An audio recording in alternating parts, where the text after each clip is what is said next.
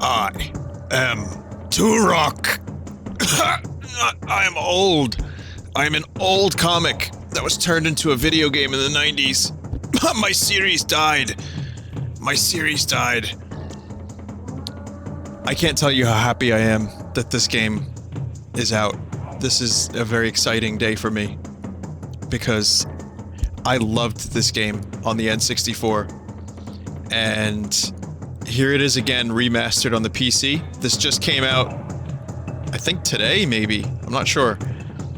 And it's really, really good. It's gonna look like ass, but I'm gonna stream this. Maybe in full, depending on how much I enjoy today's stream of it. I'll give you guys a few... hang on. I'll give you guys a few updates on what's going on with Turok. For example, the game has a lot of new options. There are, graphical settings. Some new graphical stuff that, you know, minor stuff. The, draw distance has been improved greatly. You'll notice in a minute. If you're an N64 Turok player, you'll notice the difference. If you've never played this game, you're gonna think this game looks like ass. But if you've played Turok when you were younger, this is like a godsend. You can actually see, you get double the view length. It's pretty cool. Okay, so let's do this. Whoa, whoa. What up, fam? That was a monkey. You cannot kill the monkey. The monkey doesn't even really attach itself to the tree. The controls are really good. You know, been updated. There was a PC version of this that wasn't so great. This version of Turok is now officially the best version of Turok. I played a little bit of it earlier just to test it out, and it's pretty awesome. The people that made this, I think it's called Night Something Studios, they are also making Turok 2 in the same style for Steam. Which makes me even happier, because Turok 2 was one of the best first-person shooters for its day, but suffered from so many problems. Turok 2 suffered from a very similar fog problem, and also the frame rates were complete ass in Turok 2. So, this is 60 frames a second, some minor graphical improvements.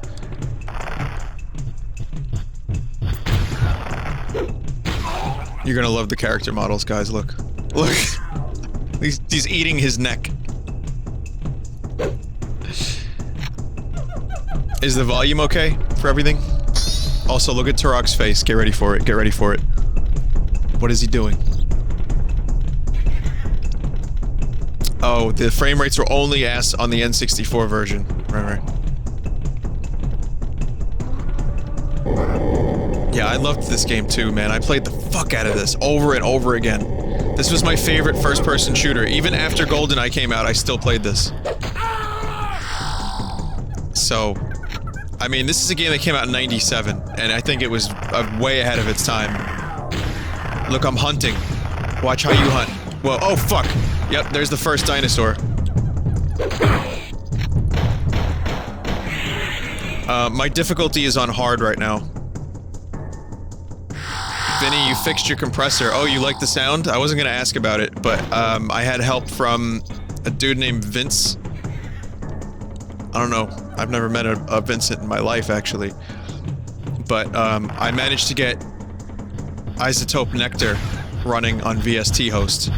Nectar is what I used to get my vocals to sound good in Fruity Loops. So when you hear any of my vocals on my songs on Room to Breathe, all of that is Isotope Nectar, and I know how to use it.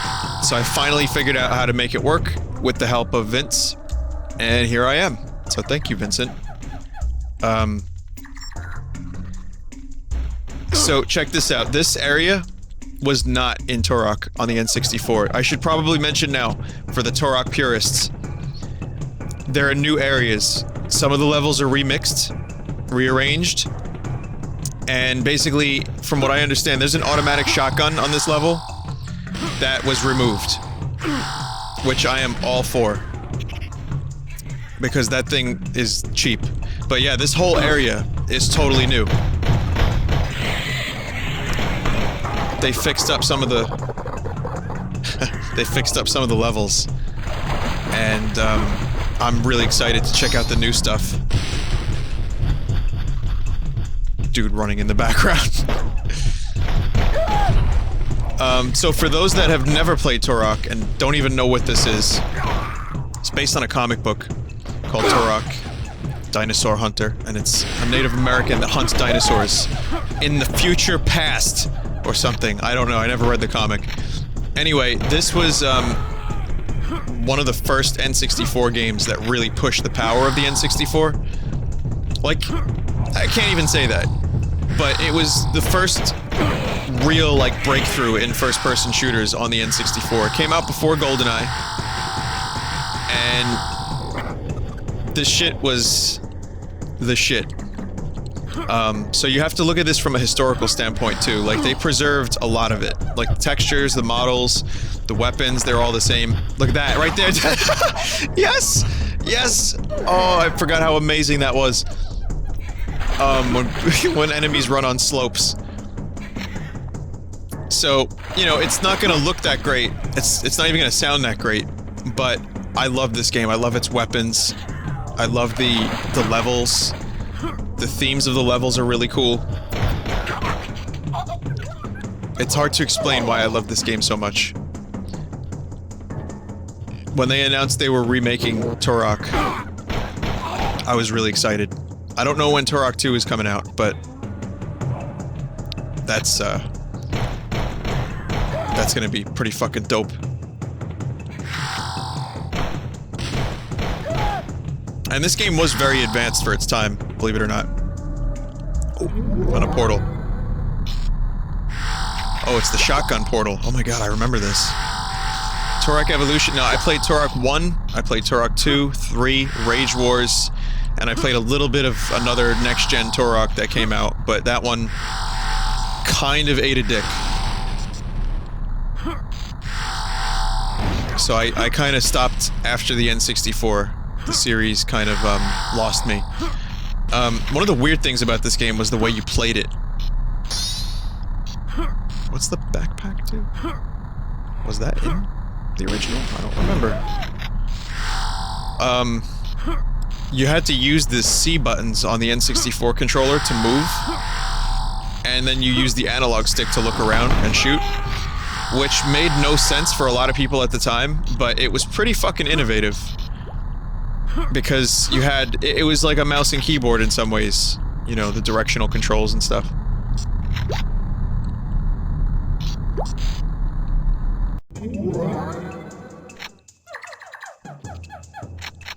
One of the things I really enjoyed about this game, aside from... the controls, as innovative as they were, are still really hard to go back to.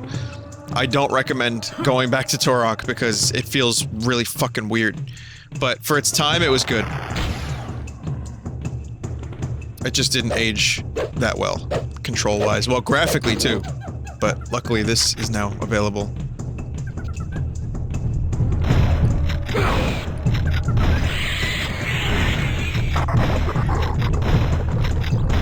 The hitboxes. There's an option for, right here it says, extend draw distance. I want to show you what it looked like originally. This is the original Turok draw distance, guys. That's pretty fucking rough. Interested in a crosshair. There was originally no crosshair. Generic weapon bobbing. Let's see what that is. Alright, I'll leave that on. Why not? Weapon bobbing. Sure.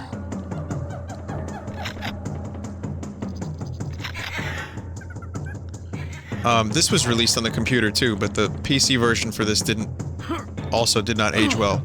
But, yeah, the platforming, the secrets, there's a lot of good stuff about this game. And when I say the platforming, I mean, this game actually had some decent platforming. And some people that worked on the Turok series went on to work on Metroid Prime.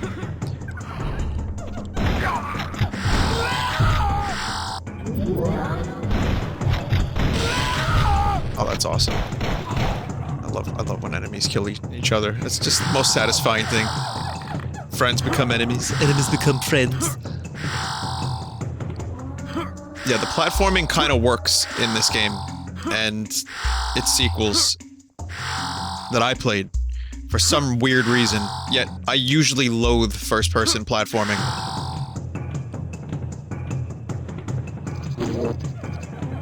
So those are the checkpoints. I mean, you'll see how 90s this game is. It's crazy. Like, you're collecting tokens for extra lives, guys. That's what those things are. I have, you know, no regenerating health. Oh shit, tech arrows. You'll notice some of the explosions look a bit nicer. Like I said, there's God Rays, there's Bloom.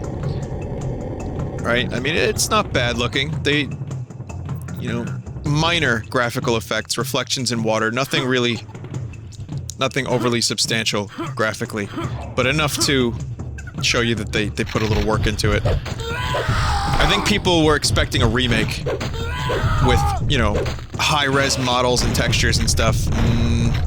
Not quite. Also, I will say this, the price is a little insane. Right now it's 16, but it's 20, usually. Like, it's gonna go back to 20 when, I guess its sale is over. Ow. Oh god.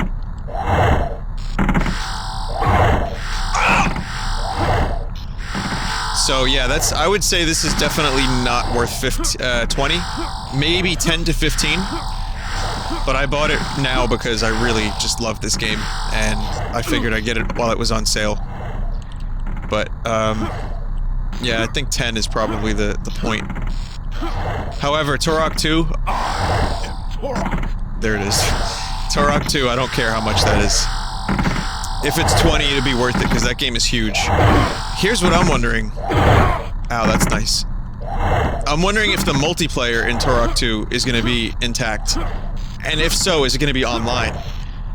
Because if it is, I am so fucking ready to play some Turok 2 multiplayer with you guys. But yeah, we're going to see that one likely next year. Ultra Health. Ultra Health! So yeah, those portals appear every now and then. They have goodies in them. I love how 90s this game is. I really do.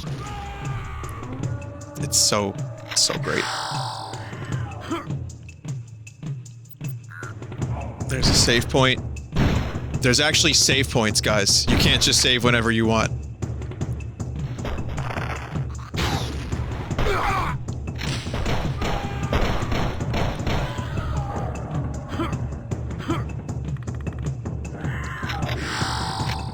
Box of bullets. So usually by now I would have the auto shotgun, but they kind of removed that. Hey, Darren. Tighter. Also, a lot of things are customizable, which is great. Basically, all the options you'd expect. Here's something weird. Projectile collision. I put on... Oh, wait, that's weird. Yeah, we gotta put that difficulty on hard. Projectile collision is precise right now, but I didn't notice a difference between that and default. I think... the hitboxes are still kind of fucked. Also, there's like a weird sway to the camera that I'm not a fan of, but it is true to the original game. Look at the faces. They're so good. They're so good. I didn't see it, Darren. The toilet roll holder. Also, this game sounds a little low. Should I make this a little louder, or is it good?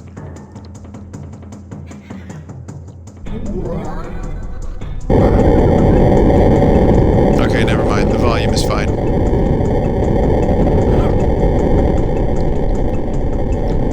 So we're back at the hub, and there's gonna be... Oh yeah, there's the explosive shells.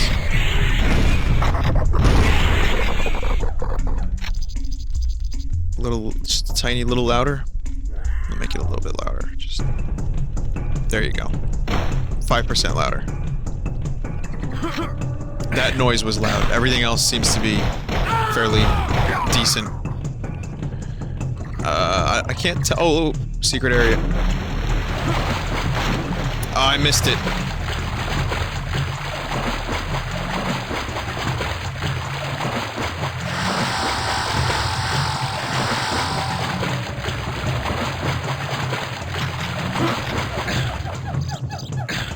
Yeah, I've wanted to stream this game since I started streaming, but there was never really an option. Like, the N64 version has really, really big problems that I just don't feel like revisiting, like the controls and the graphics. The PC version was designed for, like, 1998 computers. So, I had to settle for waiting, and it actually ended up working. Let's see what this is, Darren. Okay, your quality post. Oh yeah, the toilet thing looks like a vine shroom. That is correct.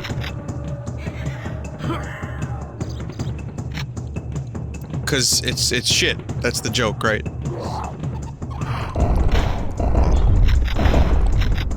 Oh. Please go. Please go.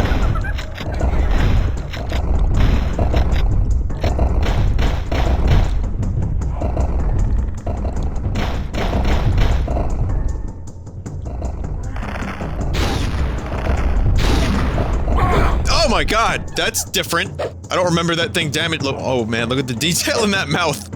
Holy shit.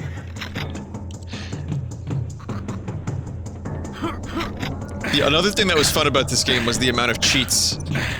Thank you, American Noob. For 17 months, you've supported my macaroni and cheese addiction. Thank you.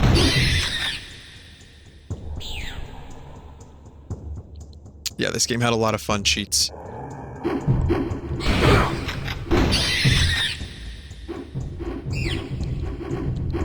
Leapers, I believe these things are called. Did anyone here actually read the Turok comic books?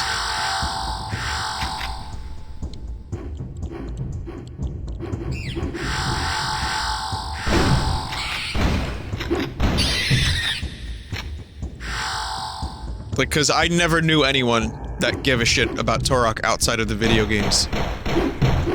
I think they were pretty, like, they were pretty old too, right? Like, they were like 50s? Oh, 60s? Oh, shit. Back when pistols did not need to reload.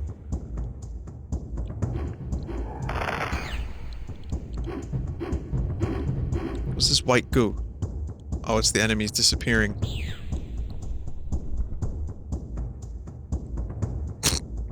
Well, they used to disappear. It looked shittier. Now they just turn into semen.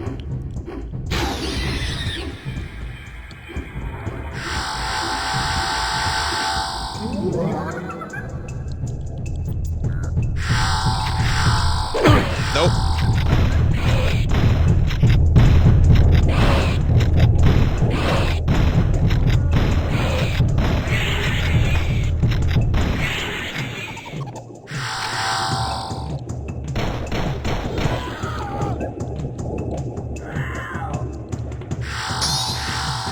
Spiritual invincibility. Oh, right. Trip balls mode.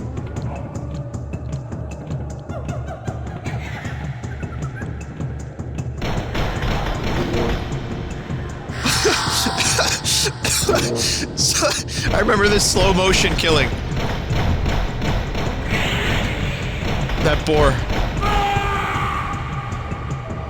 Amazing. Absolutely amazing. Wow, games were so different. This was considered realistic and shocking in 1997. You know, people were complaining about this game because of how realistic the blood was. I remember showing this to, like, my family when they would come over, and it would be like, well, those people are bleeding and dying. This game is going to destroy the world and America. You know, the world is, of course, separate from America. I had to explain to them that I knew the difference between fake blood and real blood. But yeah, for a long time, this was the standard. Like, this kind of shit was like ultra realism. Like, Call of Duty wasn't to blame, Grand Theft Auto wasn't to blame, Turok was to blame.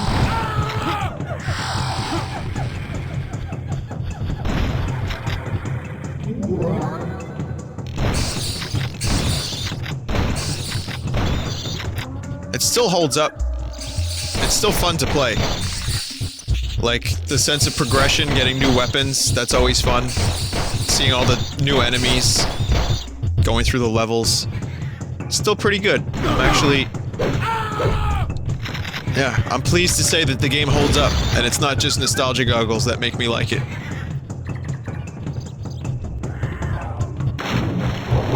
What's this? That's a health thing that I can't pick up.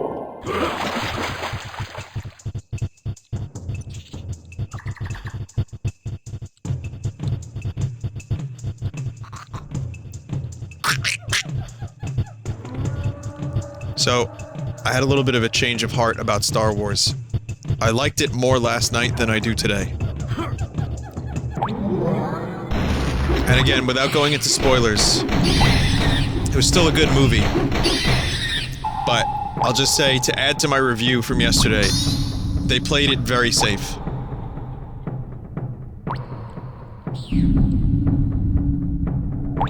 And I had some problems with some of the CGI characters. And there was spaghetti meatballs that I wasn't crazy about.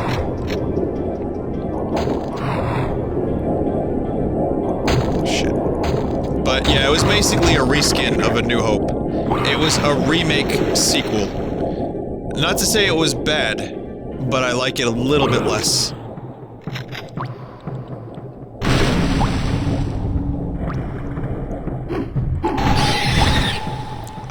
If I gave it like an 8.5 yesterday, I would give it like a 7.8 or an 8 today, or maybe even a 7.5. Something like that. I gotta see it again with some distance, you know, between me and the movie, and then I'll probably have a different feeling about it. But yeah, once I thought about it, it's very similar to Episode 4. And I really hope that more risks are taken. But I still like the characters. I still like the movie. And I enjoyed it. I enjoyed it a lot. Because it felt really... The nostalgia, despite some very forced nostalgia moments, it still felt like a Star Wars movie, a new Star Wars movie. And that was good enough for me. After the prequels, I'll take it. And, it wasn't just, like, a little better than the prequels. It was quite a bit better than the prequels. So, I'm happy with it. But it's not, like, end-all, be-all. It's just good. So, just wanted to throw that out there for anyone who was... Because I had some people email me and say, Vinny, I thought Star Wars was shit. I was like, I don't really see how it could be shit. Like, if anything, it played it too safe. But it was good. It wasn't a bad movie by any means. Then I just watched the Godzilla movie, as well. The new one. And again, I don't want to spoil it, but there is a lead actor in this movie that's only the lead for like 30 minutes. And then he's replaced with an infinitely less likable lead. And it infuriated the shit out of me.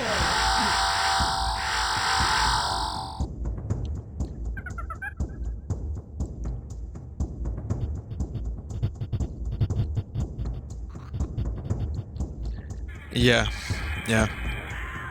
I mean, listen, you're gonna make a Godzilla movie. I love big monsters that look fucked up. I love the fighting. I loved the fighting in the movie, like the CG was, you know, it's CG. So there's very little weight to it, you know, but it still was good CG. And the monsters looked cool. You didn't really see a whole lot of Godzilla But overall, I was disappointed with the movie. I feel like I didn't get enough of what I wanted out of the movie. And I did not like that lead actor at all. There was too much, like, convenience for the plot and family drama and just vapid acting from, like, generic actor man, good-looking Marine man. And it just, it killed it for me. A lot of scenes and a lot of shots were great. And I did enjoy the Godzilla movie in that respect. But, I mean, for me, I enjoyed Episode 7 way more than I enjoyed Godzilla.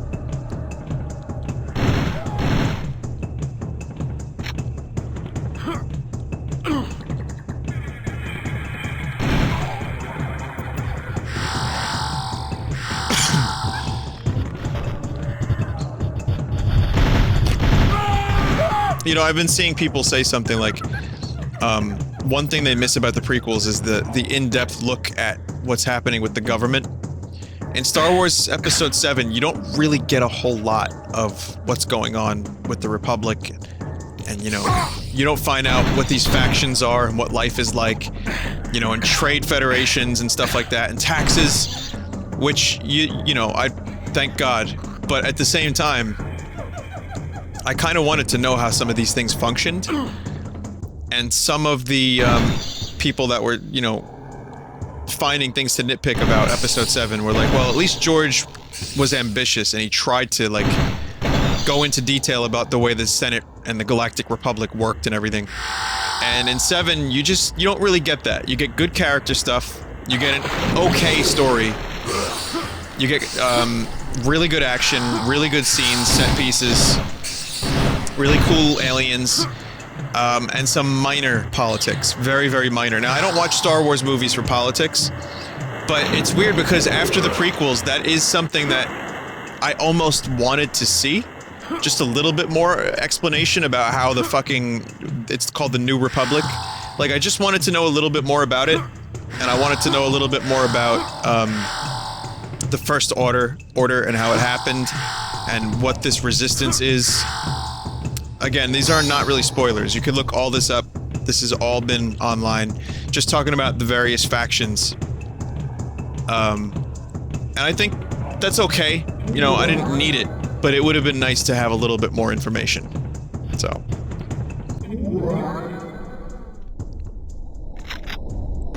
Oh, fuck.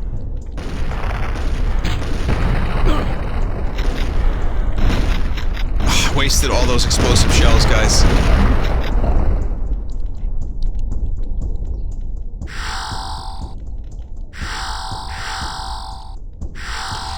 Well, there's also, you know, there's lore, there's comic books, there's novels. So, I mean, you can get the backstory if you want it. It's not all that fleshed out yet, but I did a little research. Apparently they fleshed out a few things in the comics about how things happen after Return of the Jedi and what's really happening, you know. So, it would have been nice to have a few more expository lines in the movie, for a few good reasons that I have. A few scenes would have had maybe a little bit more impact, if that was the case. But that's just, again, some minor gripes. Overall, I did still enjoy the movie. J.J. Abrams is a very competent director, and he did a hell of a job with the franchise. And now that this is done, we can eagerly anticipate Episode 8 and Rogue One, and the new Star Trek movie, which is gonna be shit.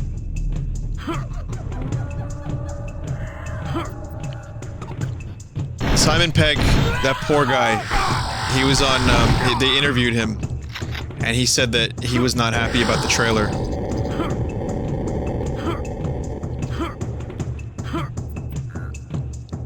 So, he wrote Star Trek Beyond, right? And he said it was going to be more for the Star Trek fans, and not just for like a general action crowd. And when he was interviewed, this poor dude's face, he made me so sad. He was like, please just wait. He was like, just wait. I have a little bit more respect for Simon Pegg now. I will wait, and maybe it'll be good. Actually, can anyone find that video of Simon Pegg telling the fans to chill out? I want you guys to see his face. I've never been, like, so sad by just looking at a man's face. Oh god. Physics. Watch. Yes! Yes! Oh my god. Is that it, Pumpkin Zone?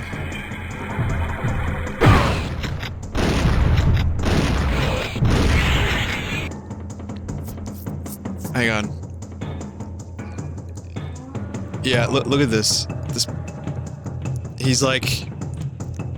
Just hold out, fans. That's what he's saying. He's just like, just hold out a little bit longer. Just please be patient. You know? Star Trek fans, don't be disheartened, because the reaction to the trailer was negative by a lot of Star Trek loyals. And, yeah. Everybody hurts!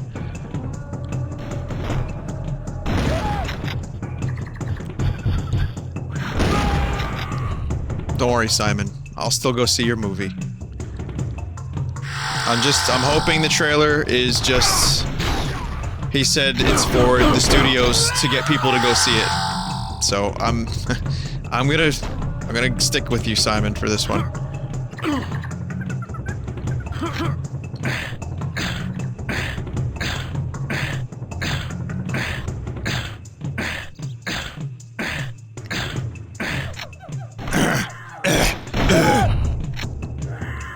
Wow.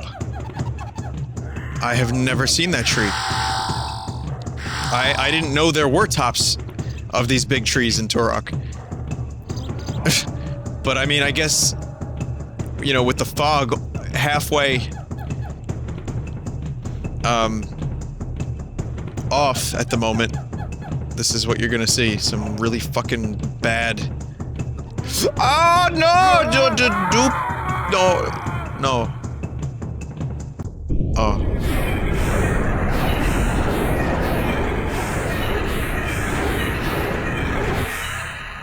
I am Turok.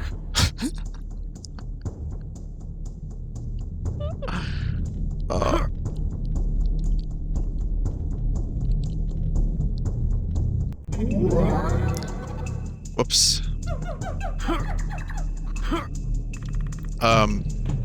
Well, that sucked. I'm not going back up there. He is revived by his ancient spirit animals. They infest his body. It feels like 1,000 rats, tearing at every ounce of flesh. But at least he's alive, right?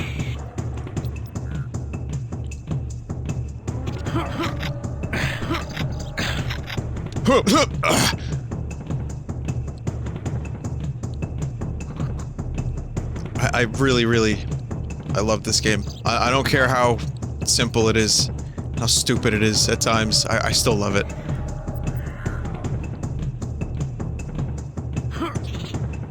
Yo, but them graphics ain't Call of Duty graphics.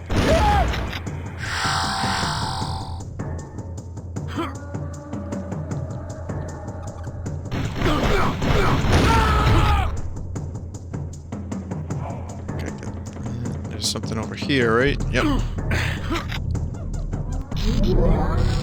secret area.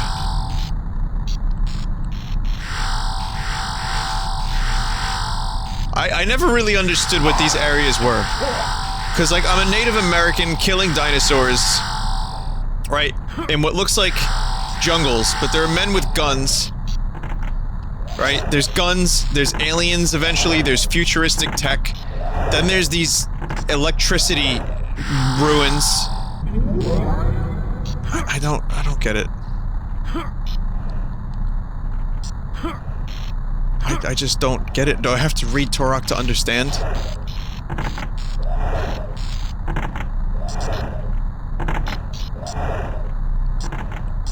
It's a spirit world? Oh, well that explains everything.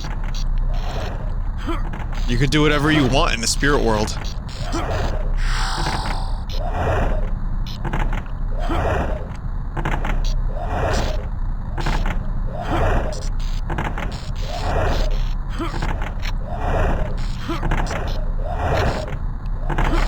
There we go.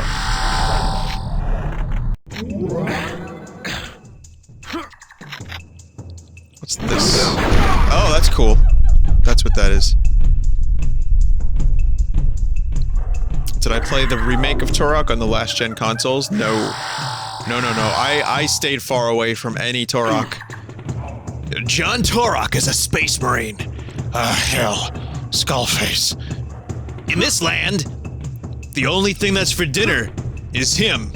Watch as John Turok, space marine, Colonel Turok, fights dinosaurs in the land before time. Where the only thing he'll have to learn is how to work with his team.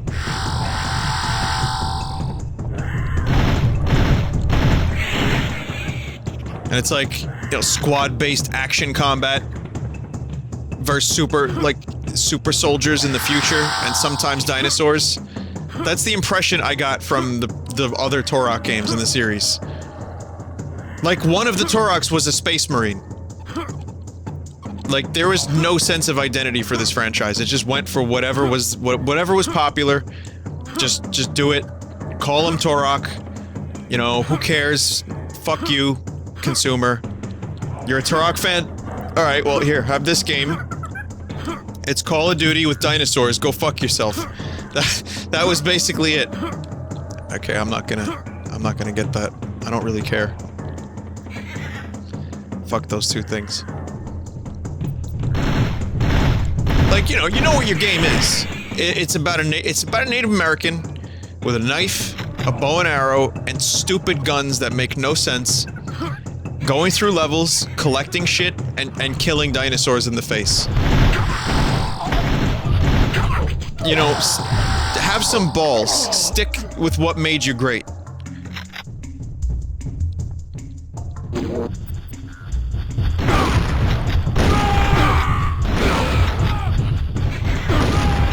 Best weapon. Oh god! Oh god! Oh god! I'm dying! Oh my god! Fast Raptor!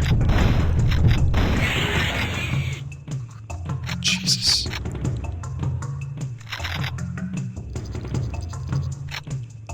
I liked this little village when I was younger. For no reason. I just liked it. I thought it was a cool little village.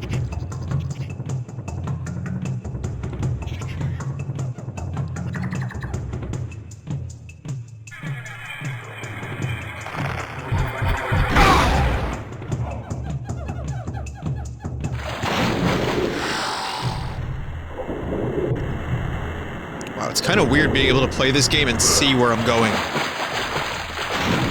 Having the fog distance reduced is... it almost feels like a completely different game sometimes. Like, I can see that cave. I would have had to just know that cave was there if I wasn't able to see.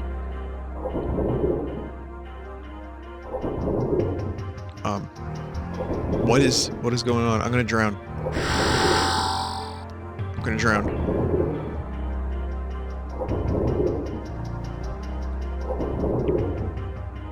Wait, is there drowning in this game? There's no drowning in baseball!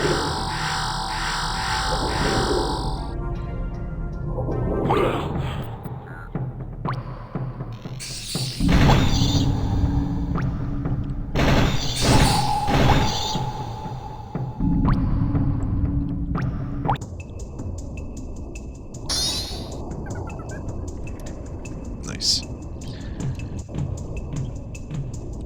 I think, yeah, there is drowning, but it's prolonged. It takes a while to drown. It's also kind of amazing how much of a step up Turok 2 was. Like, when Turok 2 comes out, I'm also gonna stream that, but, that was one of my most eagerly anticipated games. I actually was looking forward to Turok 2 more than I was Ocarina of Time at one point.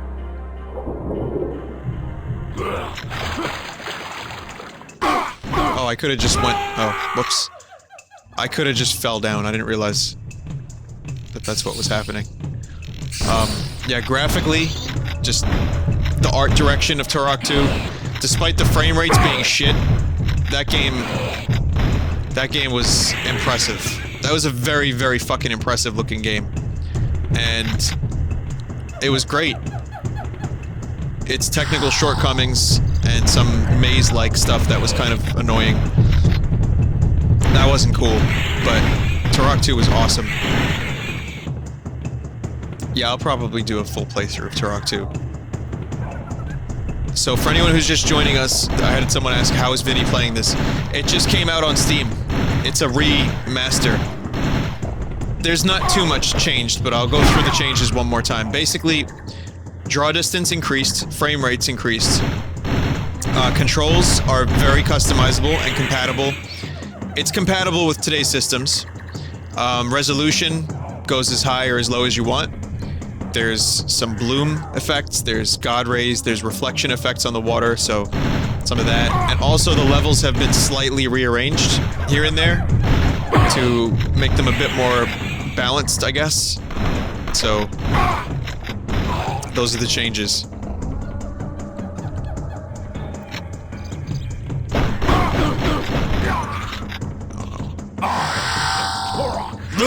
I smoke.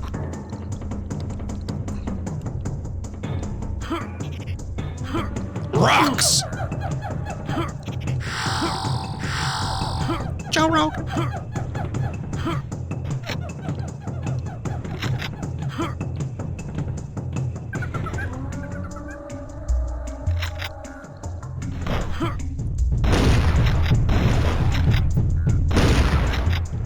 Oh my god. I'm gonna die. Misa people gonna die. Misa people gonna die. Oh shit.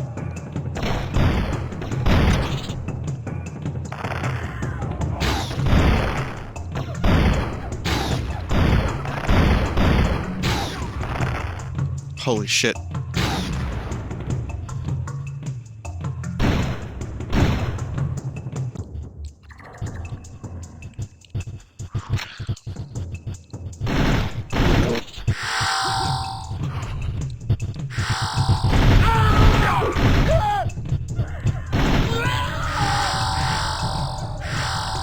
This is what a jungle looked like in 1997, by the way. This is the name of this level is the jungle.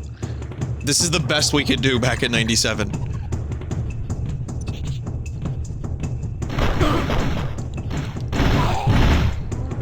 I've heard of Machete Order Dream Kazoo for the watching of the Star Wars movies. I don't remember exactly what it was. I think it was like you watch 1 and 2, then the other movies, then the original trilogy, and then 3. I don't really understand it, but is that it?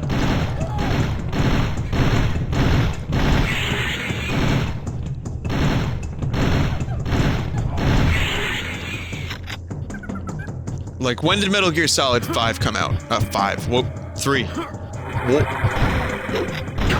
Metal Gear Solid 3 came out, 4 or 5 years after this? Maybe 6 years after this. It was 4, 5, 2, 3, 6. Machete skips 1. Oh, okay. 4, 5, 2, 3, 6. Okay, so I had it wrong, yeah.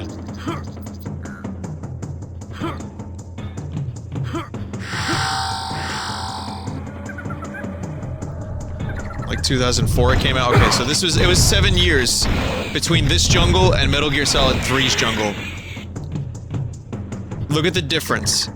And then you could look at any modern, like, forest or jungle game. You can see how far we've come. Oh. Oh my god. What's happening? Please. Please, no.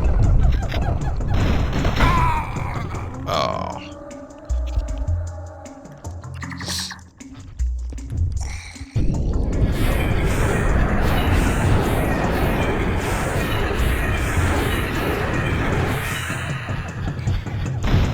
The jungle stage in GoldenEye. That didn't really look too much like a jungle, but yeah, that came out a year or two after this. Or like a year and a half after this, I would say. And even that is a pretty decent difference. The jungle in GoldenEye to the jungle in this.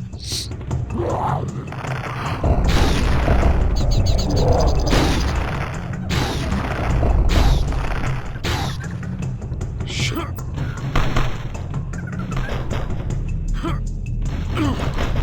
Just missed it. Fuck.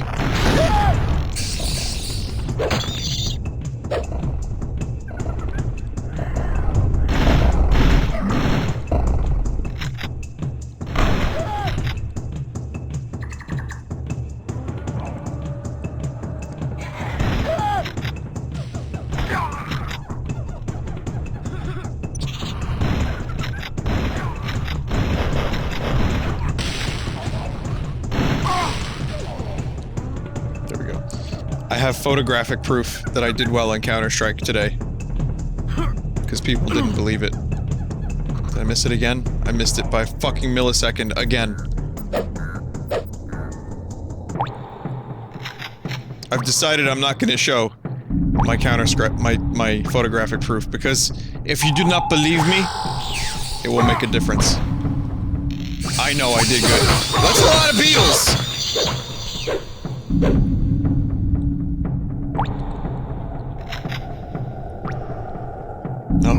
No, you're just gonna have to take my word for it. Sorry. It's okay, everyone I played against was probably trash. Trash. Trash.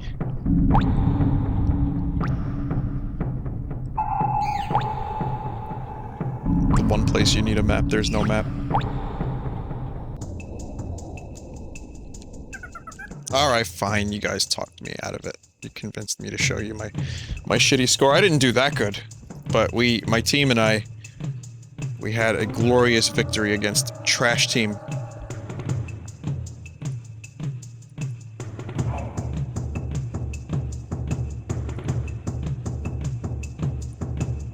The fuck? What the hell is this? Here it is.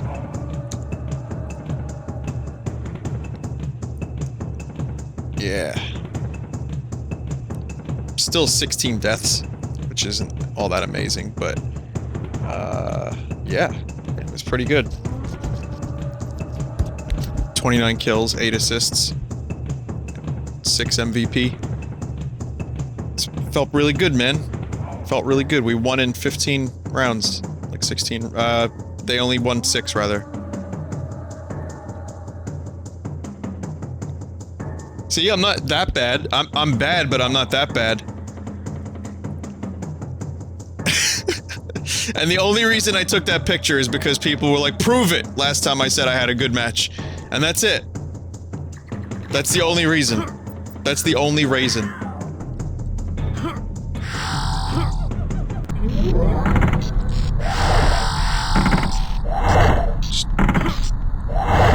I like jabroni torture. Jabroni torture rooms, they're fun. Who the fuck is designing these torture rooms?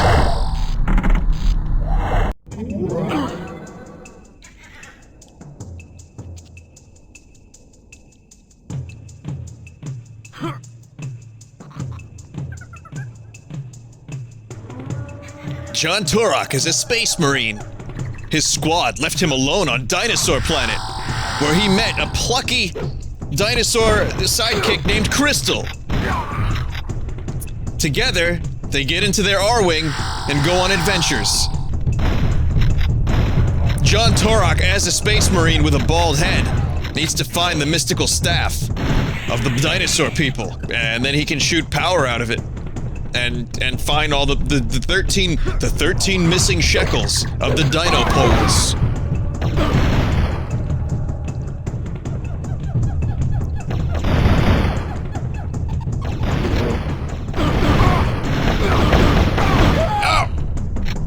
John Turok's mission to unite dinosaur and man to destroy the dinophobes.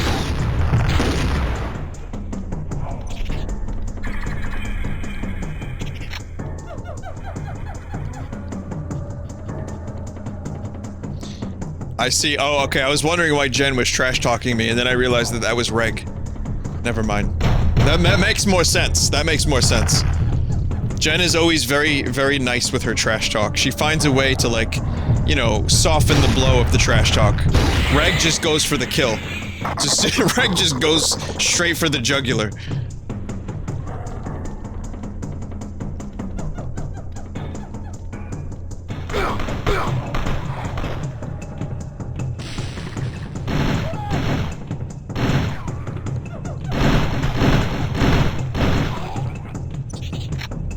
It's a good time to make plots for the new Turok game. Like, how are we gonna... How is Turok gonna fit into today's modern gaming climate? That's the thing that we need to figure out. Like, alright, what are the popular trends in gaming right now, guys? Let's just say it's not Call of Duty and Space Marines, right? Let's say that that's a little bit... That's like 5 years ago, 6 years ago, 7 years ago, right? So let's say we got something new. What is the new gaming trend that John Turok... Like, what could we do with him? Indie game? Why don't we do an indie game Turok, right? Like her story. We'll call it Turok's story. And in it, you check security cameras across various dinosaur planets. And you have to figure out the story of why Turok fell in love with a dinosaur named Crystal. And there's a zombie mode. And it's free to play. And there's what, Teletubbies? Oh, Telltale. Yeah, Telltale style. There you go. Crafting. Gotta have crafting. And building. Okay, so I get to build my own jungle. I can build whatever kind of treehouse I wish.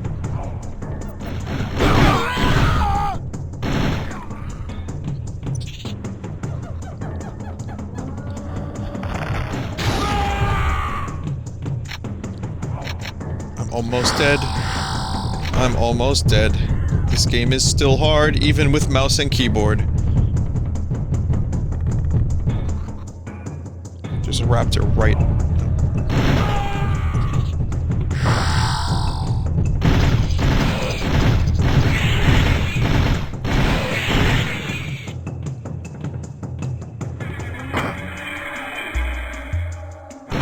Ah, you couldn't! What the fuck is that shit?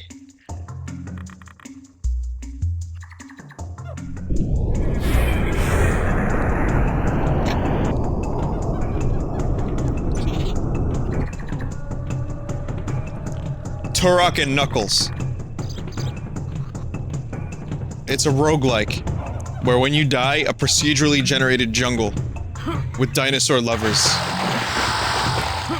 It's like a new level each time.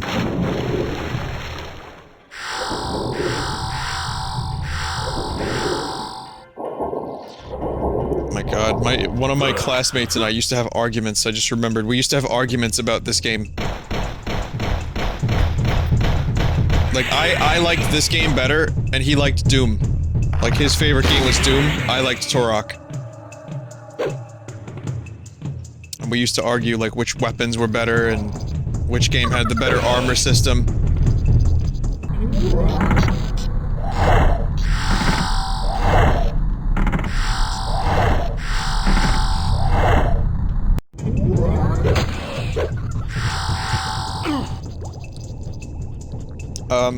That was an accident, but I think I just also accidentally found a secret area. YouTuber VA? What about YouTuber DLC? Where you could get the entire YouTuber, like, over 10 million sub collection as stickers. And you can put them on your knife. John Turok has entered a world of crafting, building, and survival. And the only way out is to fall in love. And make friends with the dinosaurs. And to stop the dinophobes from ever taking over the world.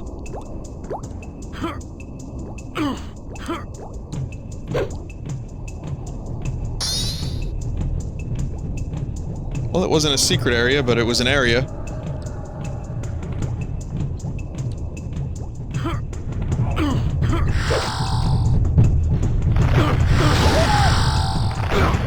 Jesus Christ. Fuck off!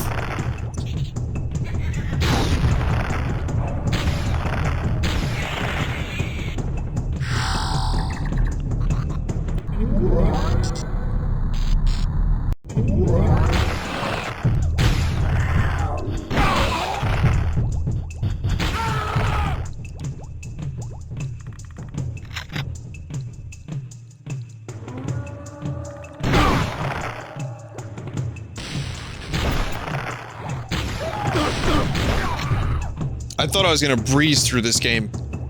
Even though I'm playing on hard difficulty, there's actually one difficulty level above this. So... I'm not going in there yet. Oh, I just found hidden ammo.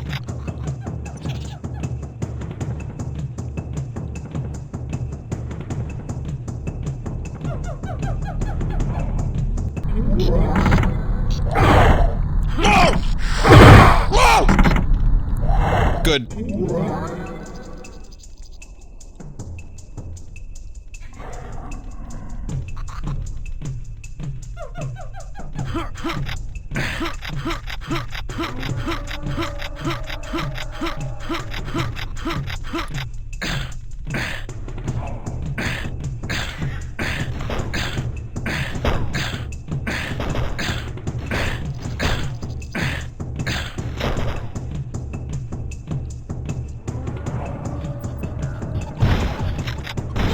Revenge. Fucking got revenge on that prick.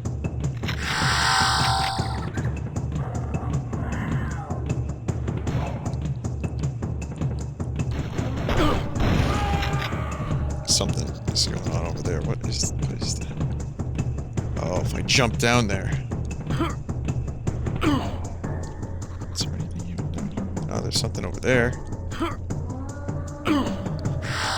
Full health. And a new weapon? Oh, it's the piece of the ultimate weapon. So each level has one piece of what's called the Chrono Scepter. No, Chrono Scepter, it's cool! And you have to complete the pieces, and you get I don't know, you get it at the end, and it's the best weapon in the game.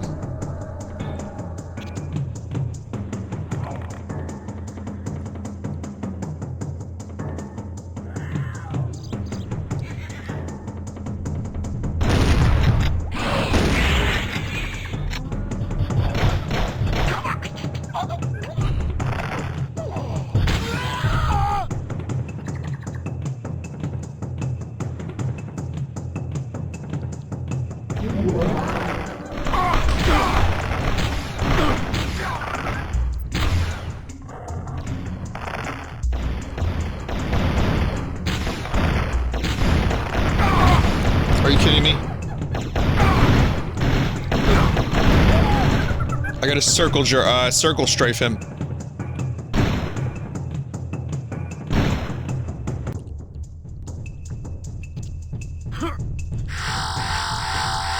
Still getting into it after all these years. Oh, what the fuck?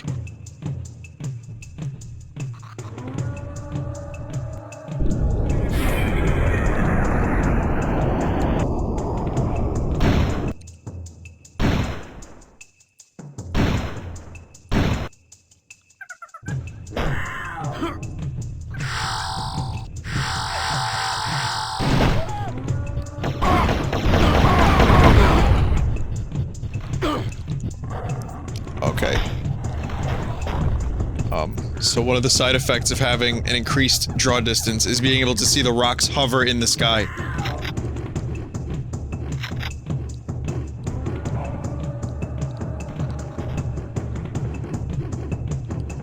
Hear weird sound effects.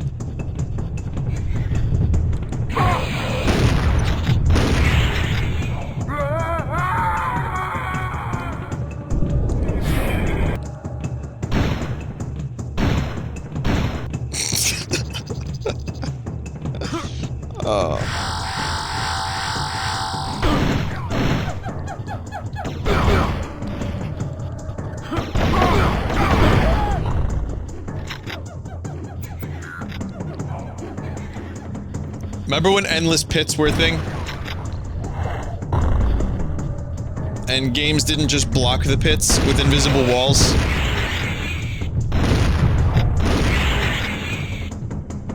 You know. Oh, okay, that's nice. Thank you for that. That's a nice thing.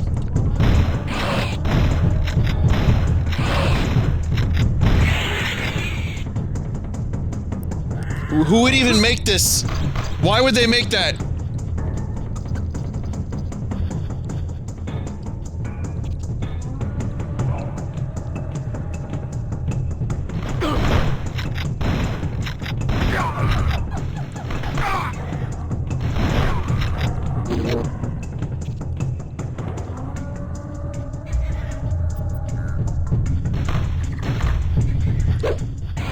Fuck off.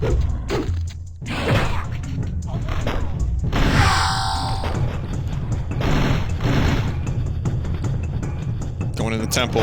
Fuck this.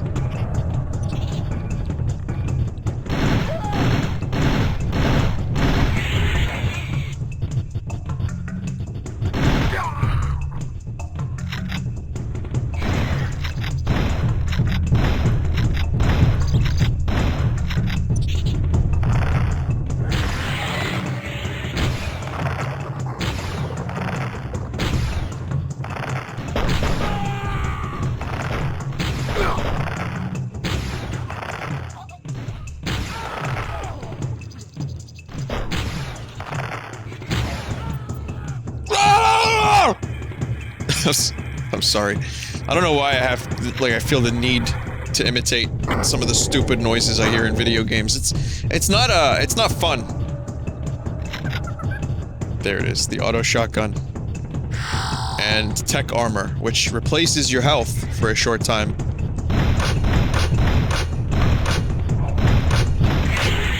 Yeah, normally you could get this in level 1 if you know where to look, and it's not hard to find it.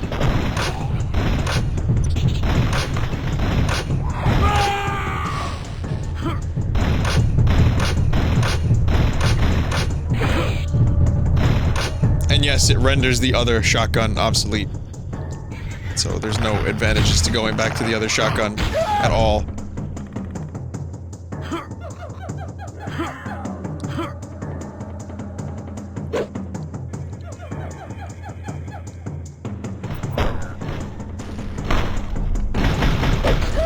Let me guess, that giant fucking rock monster is your friend.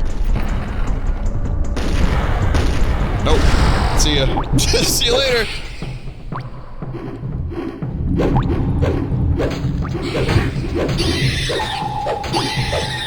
I have no ammo for anything. Right now I'm just a Native American with a knife. This is as God intended Turok to be. One man, one knife, and some arrows, if you're lucky.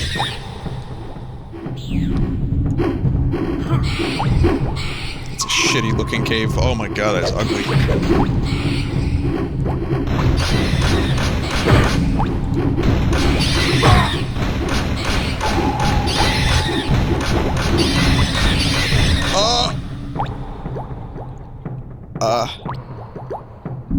Okay, I'm alive.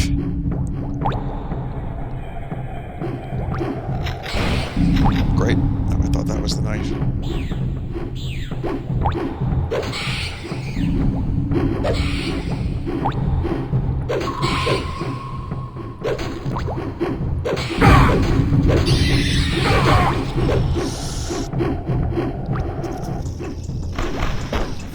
Fuck.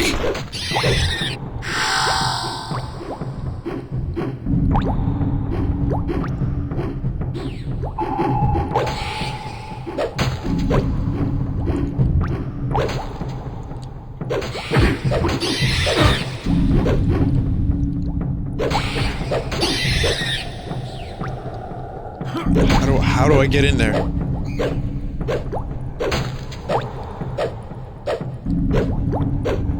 I don't remember how to get in there.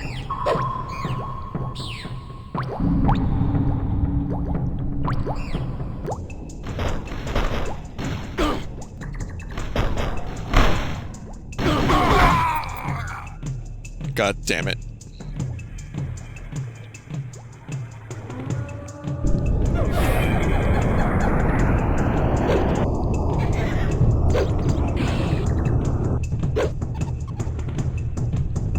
And an explosive. Really?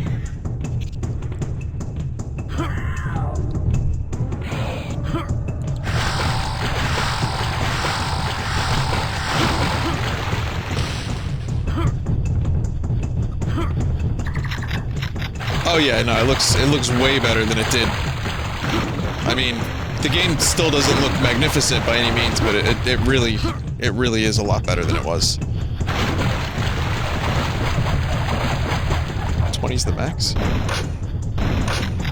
I guess 20's the max. I thought it was 40.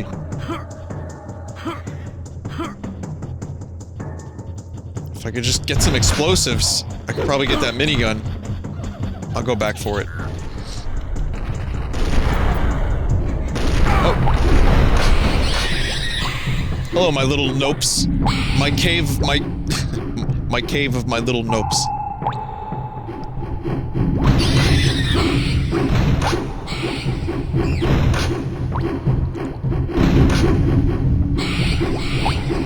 Please stop. Please.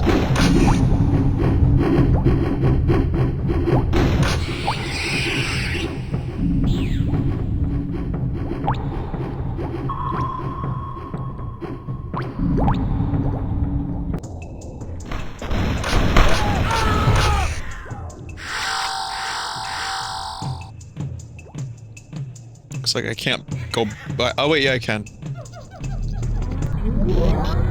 What the fuck? Maybe I left some ammo in here, I don't know.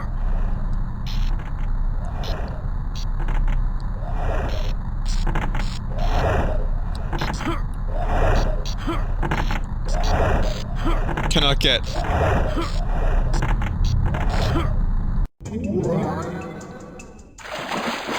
Portal was just there.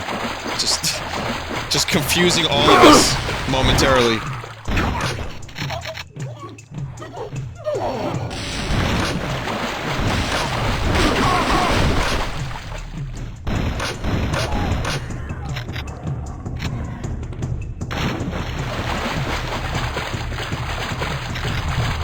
Explosive shells, that should do it, right?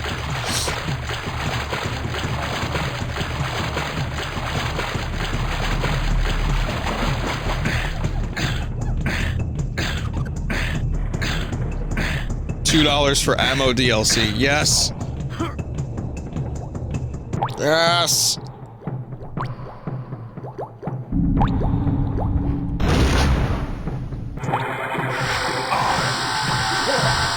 Yes.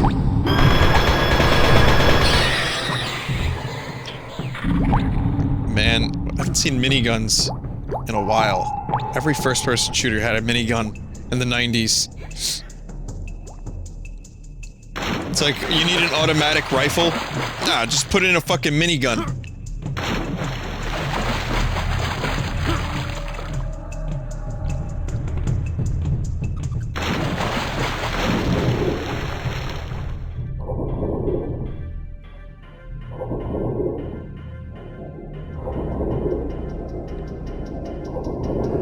Serious Sam? Yeah, Serious Sam had awesome weapons. Fallout 4 has one, that's true. I don't really use it enough, but yeah.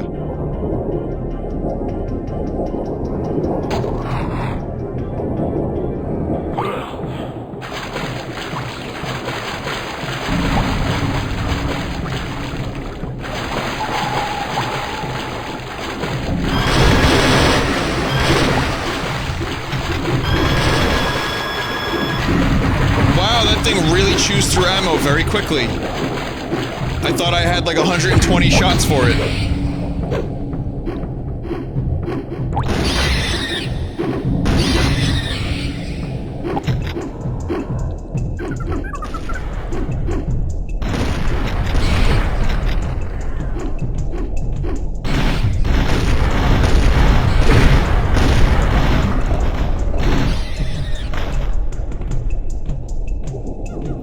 Jesus Christ. Tech arrows. Yeah, this game is still pretty hard. Even with mouse and keyboard, it's still kicking my ass.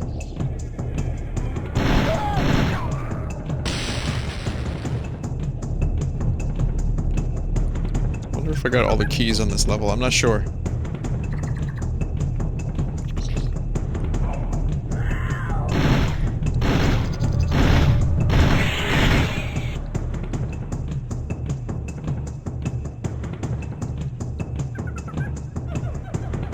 There's the last one.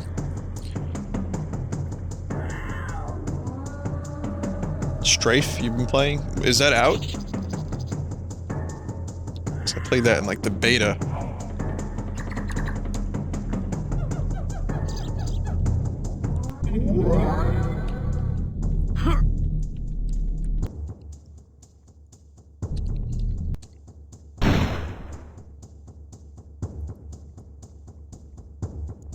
Oh, there you go.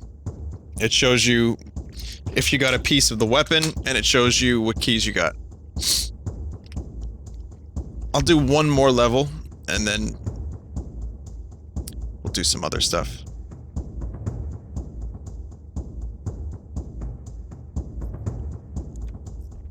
Okay, cool. So, on the topic of audio, one more time for new people joining us. How am I sounding? Does this sound closer to how it was back in the old Wild West days of my streaming career, which was like 3 weeks ago?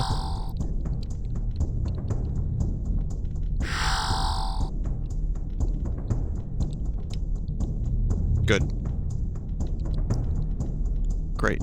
And I sound very close to how I was. Much better than the last couple of streams.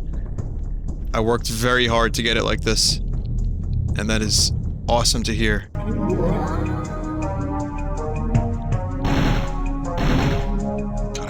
Music.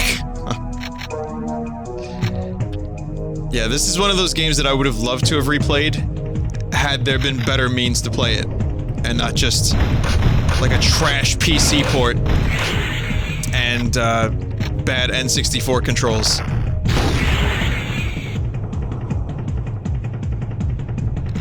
Listen to those drums, that tribal rhythm. Let it move you. Let it fill your soul.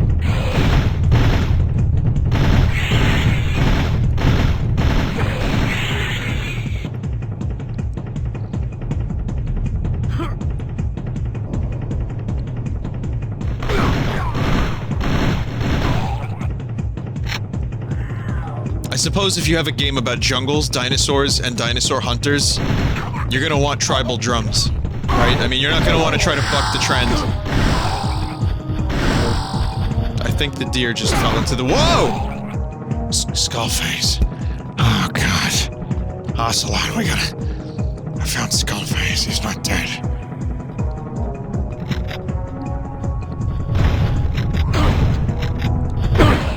Oh, there's a bunch of skull faces. Oh, God.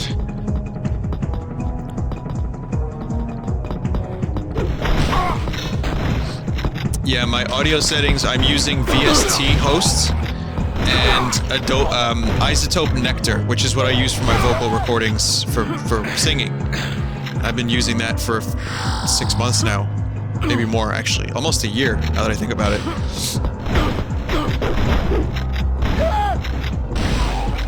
So, I can get you a picture of my settings if you really want, but you have to have those two things first. Just, if you want the settings, I'm not gonna, like, teach you how to do it because it's, like, complicated, and I barely survived. Like, I'm barely alive. But, if you manage to get Isotope Nectar and an adaptive noise reducer, and you want my settings, email me and I'll screenshot them.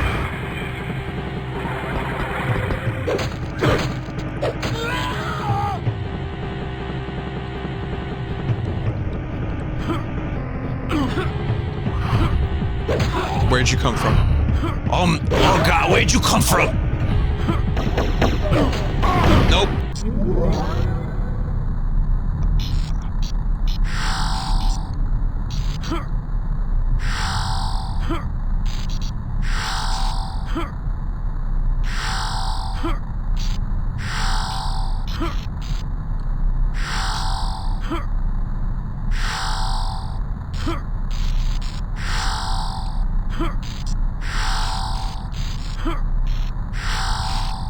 Huh.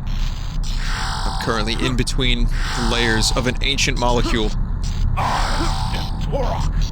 Dude, yo, it's like so trippy. I played this Turok game, and they put me inside of an atom. It was like really electric and weird, and it's like, whoa.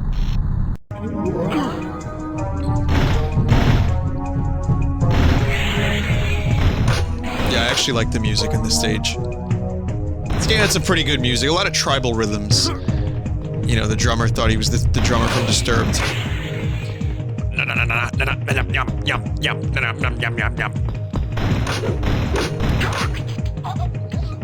was listening to the song Land of Confusion, and Disturbed did a cover of it. But I was listening to the original version, but I remember the cover version pretty well. That's good. Just take all that damage. And there's a part in the song where David Draymond, he's like singing, you know, this is the world we live in. You know, there's a whole like break where nothing is supposed to happen, and he just decides to go. What is that? What is that? Why does he do that? Does anyone know him? Can someone explain? I didn't know that was like singing. I guess it is.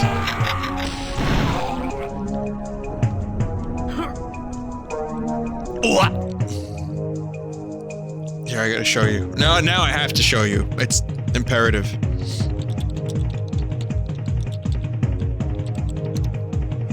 He's a very strange singer.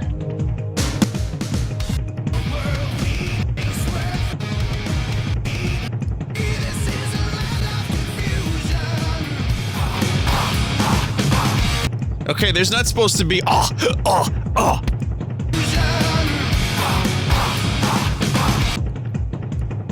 don't it's the mating call of the nematode, is that what that is? Oh, I see.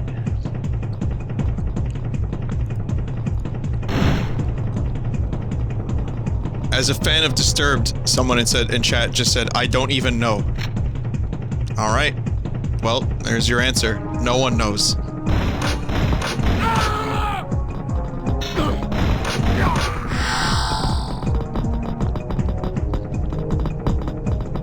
Reminds me of the Goose Rant. It just sounds like he's having, like, palpitations. Oh! Hi, Pelicuni. We've had some streamers here tonight. Right? There's Darren, there's Pelicuni. Jen was here, briefly, until Reg decided to hijack her computer and call me names and be a mean poopy butthole to me.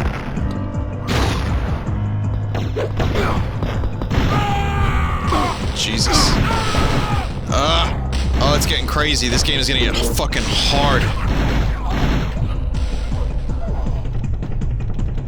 This game is gonna get hard.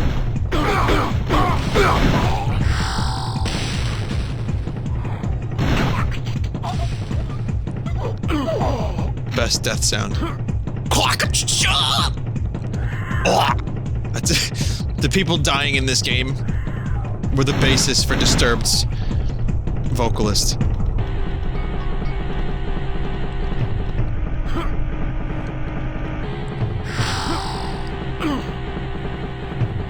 I'm telling you, listen, next time I kill that one guy that goes quack, it's basically Disturbed. It's that song.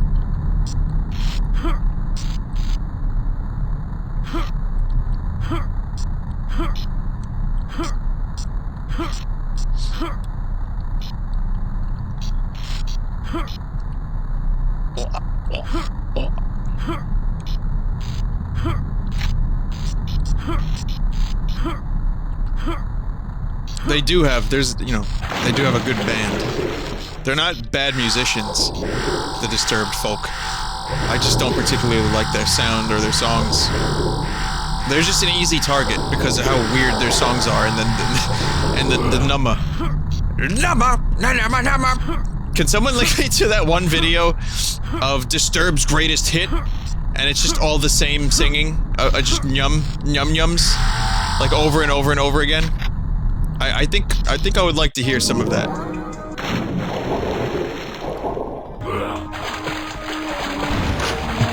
Like, they're not a terrible band, they're just, like I said, they're an easy target.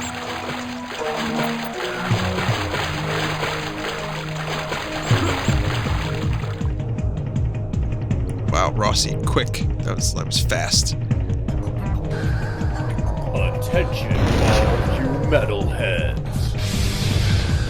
The album you didn't know you were waiting for is finally here.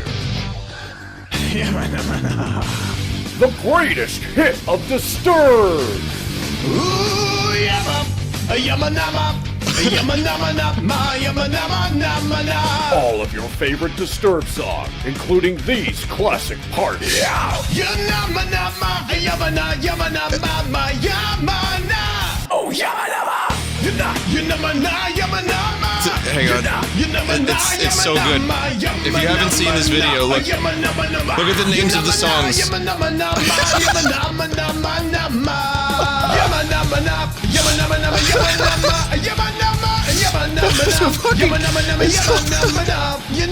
With their unique style of self-imposed, limited creativity, no band has ever done more with less than Disturbed. I like the chin. The chin horns. Like the dude taking his piercings to the most extreme with like chrome chin horns. I don't know if that's like a legit body mod that people have. Is that a thing? Or is it just... I like my favorite Disturbed song is Ya.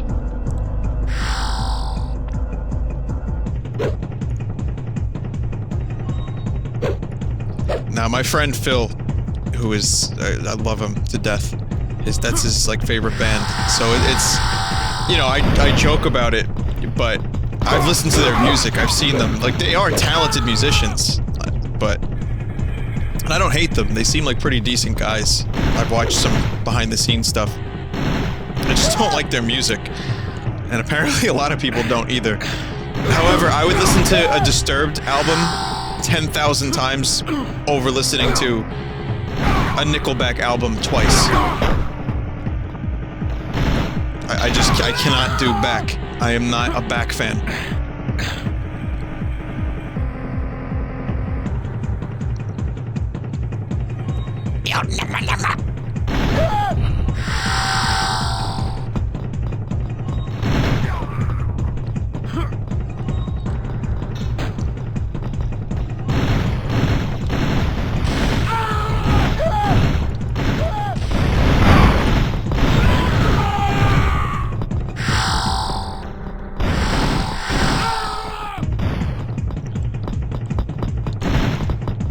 Fast are these guys?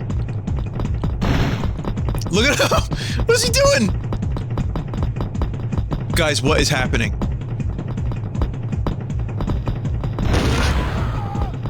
Never mind. Never mind.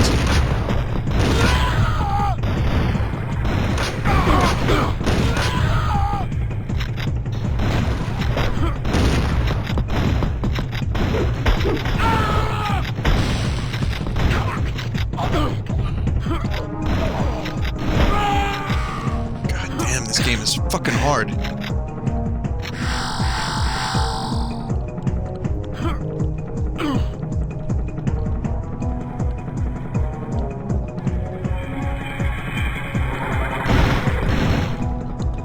Its difficulty comes from just spamming 1,000 guys and just say, hey, go shoot them. Shoot them lots. That was... some pretty fucking intense platforming. I did not expect to make that jump.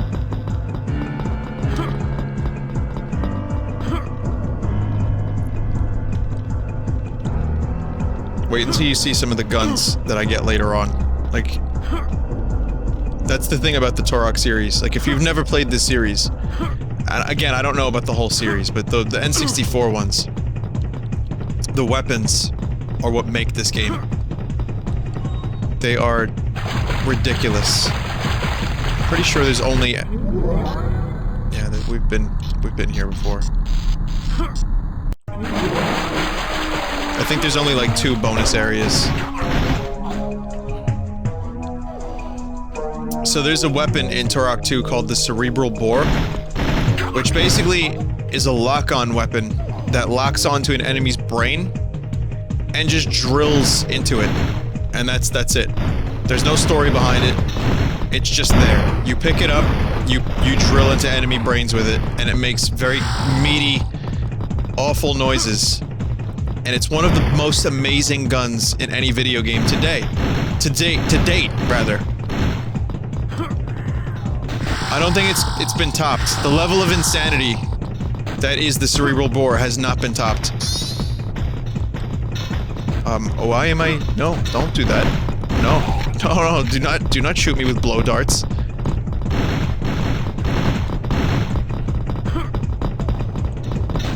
Okay. Okay. Hover. Just hover for a bit.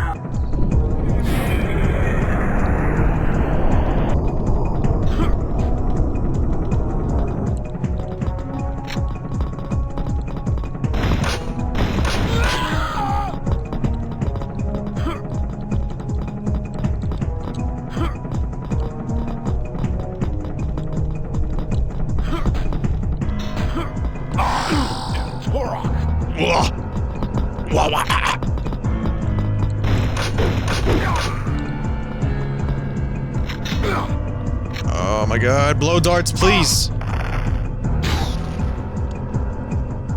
don't even know if I killed him. God damn, that's a lot of portals.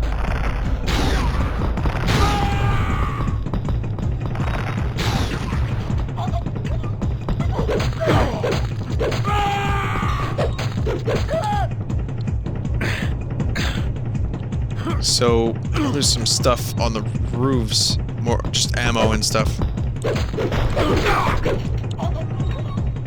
I'm gonna pass on it and just keep moving forward.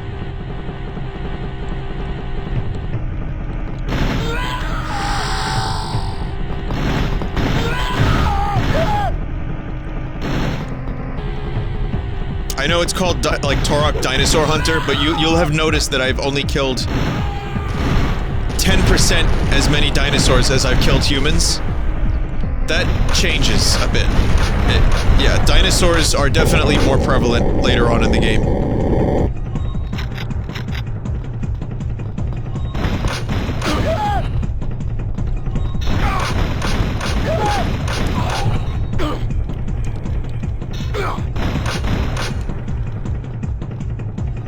Nah, the headshots don't exist in this game.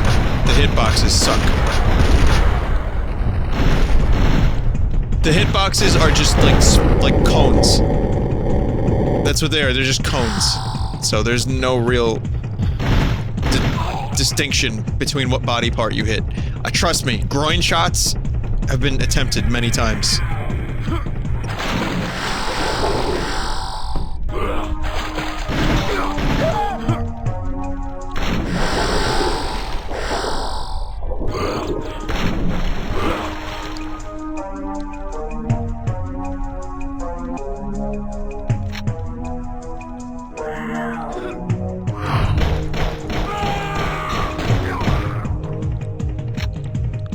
Going there yet.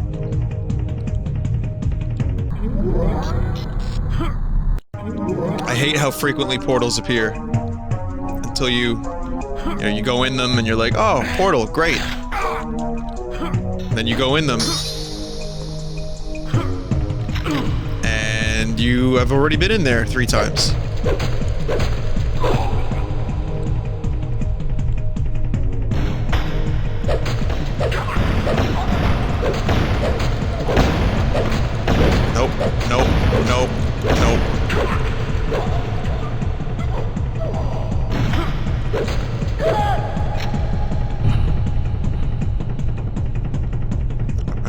Disco party. Few people die at my disco parties.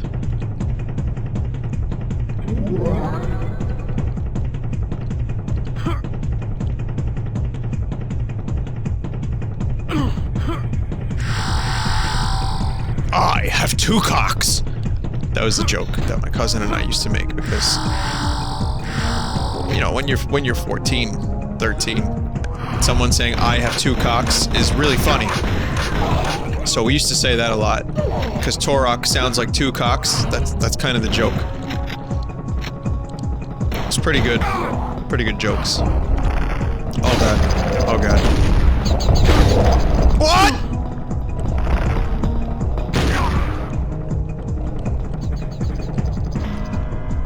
Oh my god. That sucked.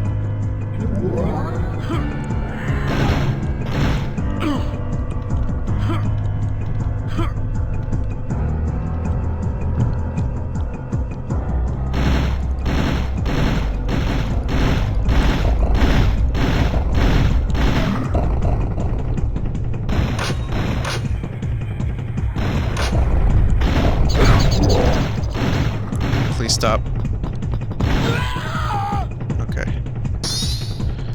Okay.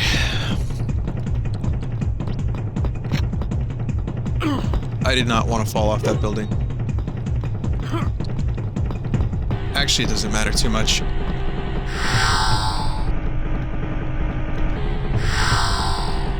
So there's some...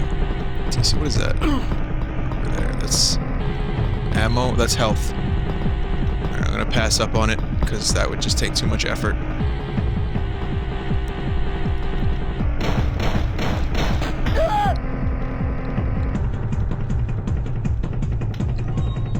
Yeah, I still really like this music. Like, holy shit. It's pretty cool.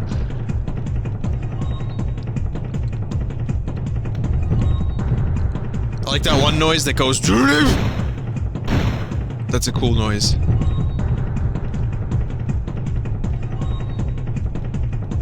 Darren just wrote in chat, I had a nice bath earlier, and now I have clean sheets on my bed. Darren, what are you doing? What is this? Why are you telling me this? Do you want me to come over? You live in Ireland, dude. I can't come over and sit on your nice bed sheets.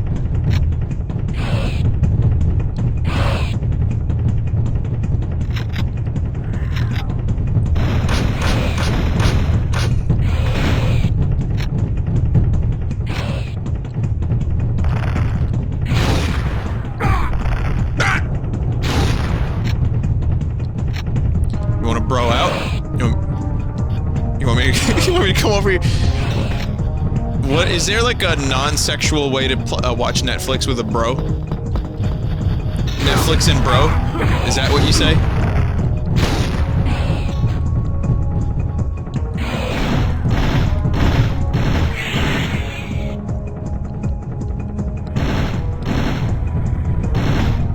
Just watch some Vinesauce and chill.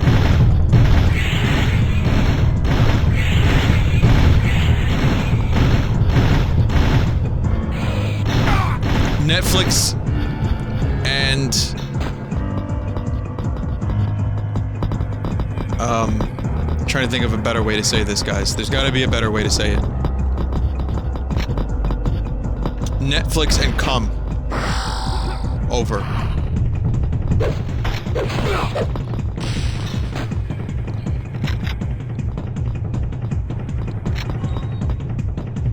Netflix and swole. That works. That's like, alright, so you're gonna watch Netflix with your bros, but what you're doing is you're actually getting, like, really fucking jacked. You know, you get on the elliptical, get some muscle milk in you.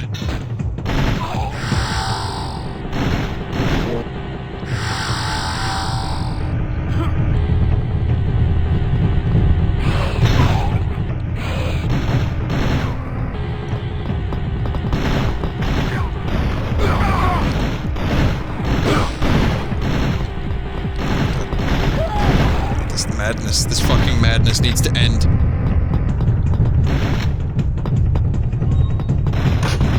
Raptors are glitched. So there's that at least.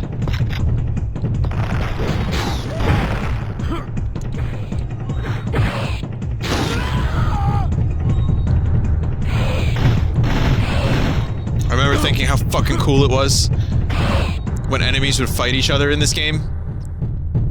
I couldn't believe it that some enemies hated each other. It was awesome.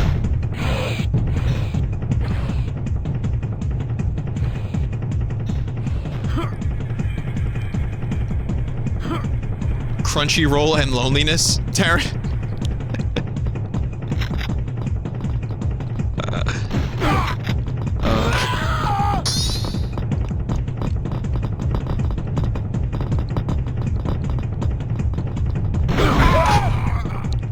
Fucking Christ.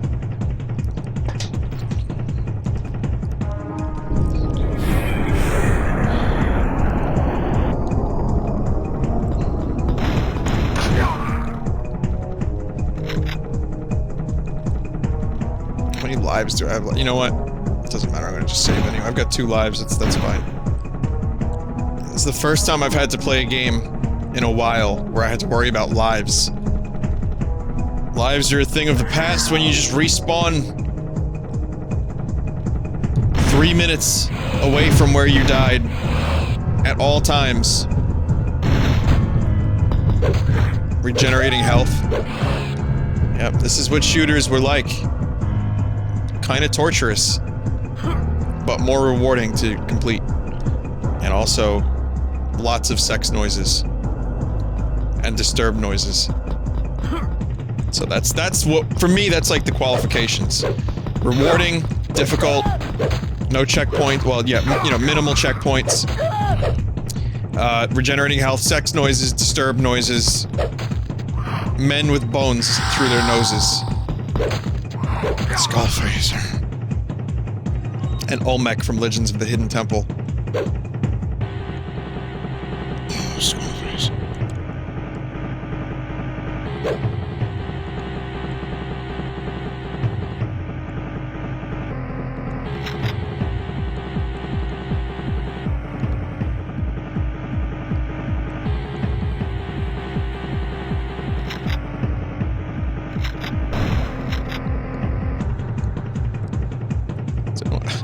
I don't quite remember how to get in there. Alright, dank drums. You need dank drums. That's correct. So, what was the best first-person shooter on the N64?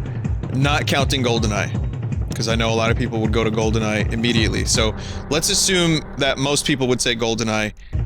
Sans GoldenEye, what is the best first-person shooter on the N64? I know a lot of people would then say Perfect Dark, which is what I might say.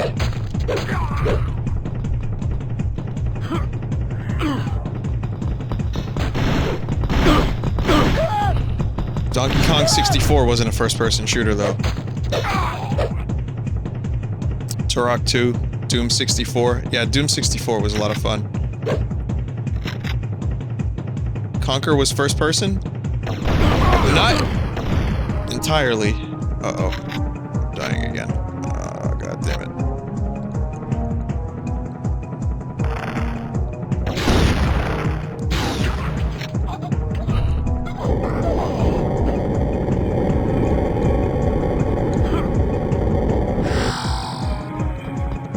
Delicious armor.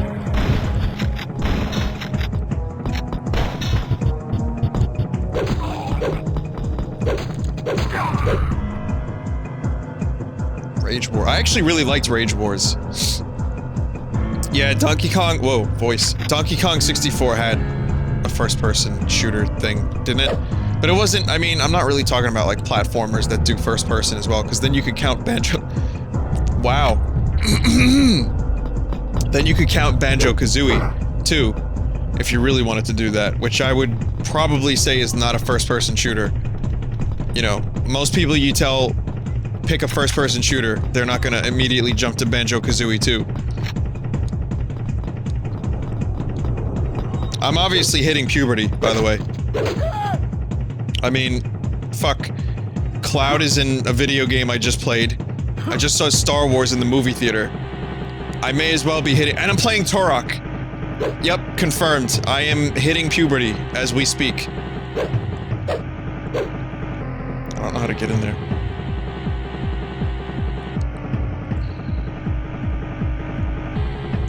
Banjo-Tooie.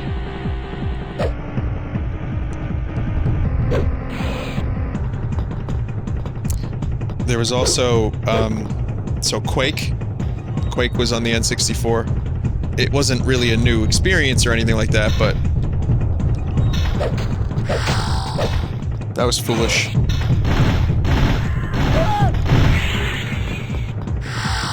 All for 6 health.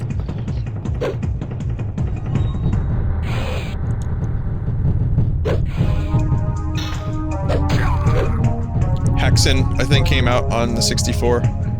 I liked Quake. I had Quake on N64. I really played the fuck out of that. Doom 64 was kind of good. I think it doesn't get enough credit, but Doom 64 was pretty awesome. It had new levels, it had a new weapon, it had some interesting graphical improvements. I think the lighting mainly. It was a pretty good game. It's dark as fuck, but I loved it. I loved Doom 64. Not sure if I would consider it one of the best, but maybe it was.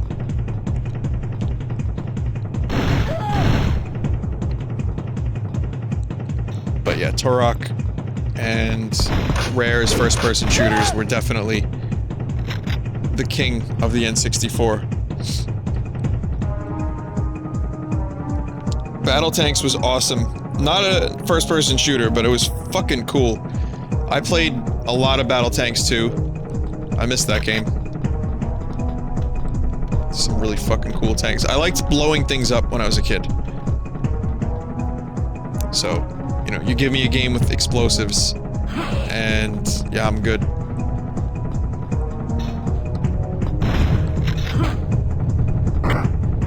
Oh, I had to hit that switch.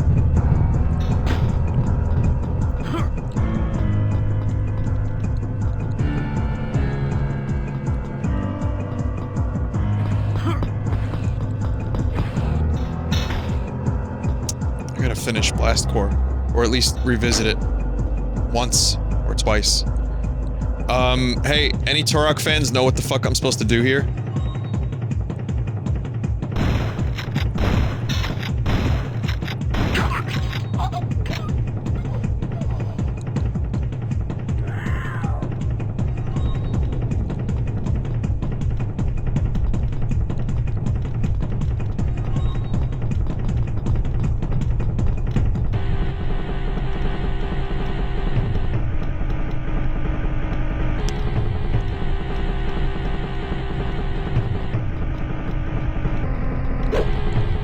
Go back around. There are switches on the other side. What, here?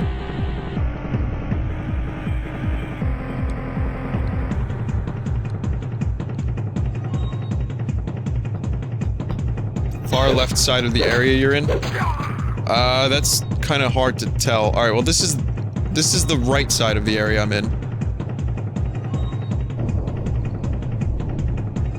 So, you mean to the west?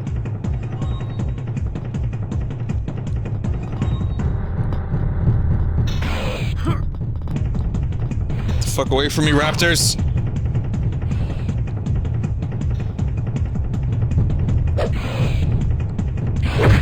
Oh my god!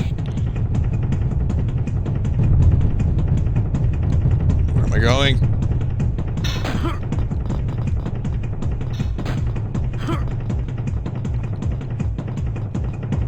Mistakes were made.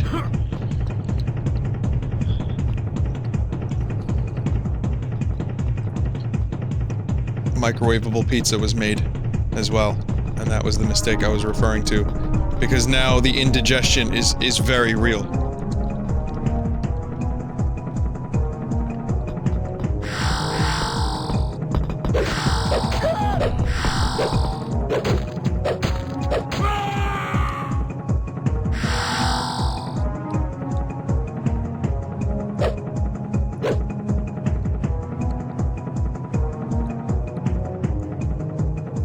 Fuck.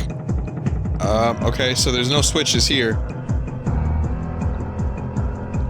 Oh, this is a whole other platform I missed.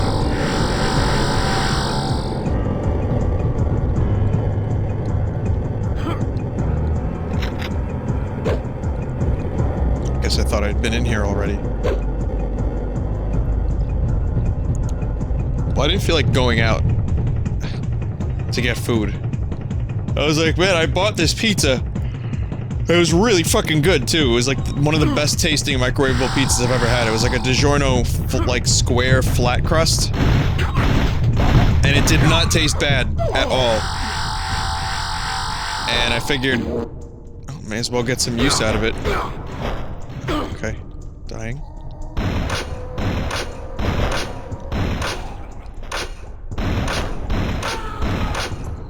But now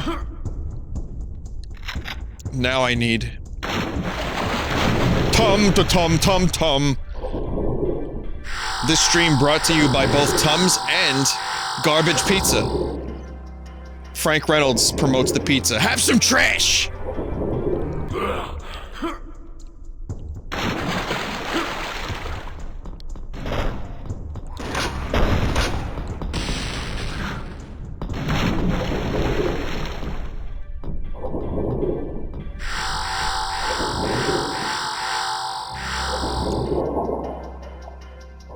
There's a lot of places that, you know, you can get some decent pizza.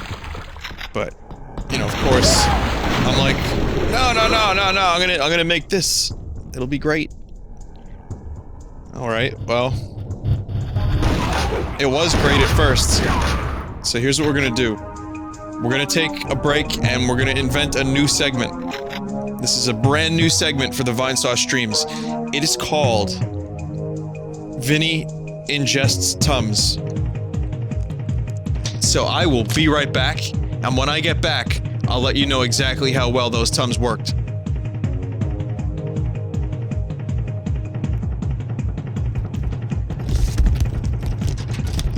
Do the jingle, Rick. Do the jingle, Rick.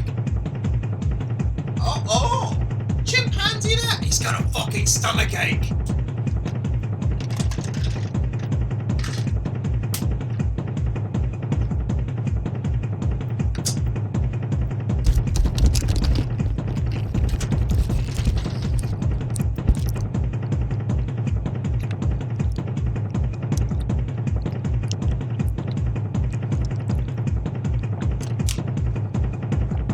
Okay.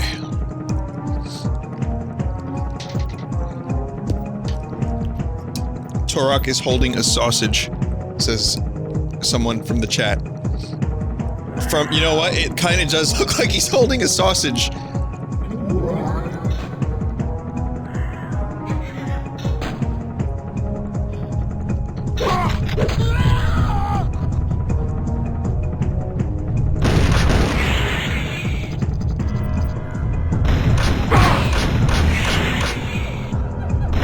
Mystical temples. With fast-running men with knives and skull face.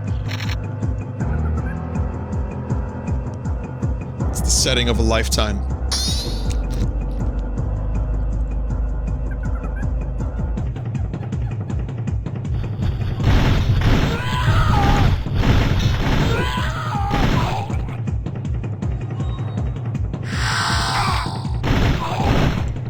Yeah, games like this were not made really for you to go fucking hide behind cover and wait for your teammates to push up. Alright, forget about teammates, but this was not exactly the type of game that relied on, you know, precision, like hide behind a wall, pop out, aim well, shoot. This is how you're supposed to play this game. Watch, this is how you're supposed to play it. That, right there. You have to do drive-by, multiple drive-by shootings. And I mean, you are as fast as a car in this game, so...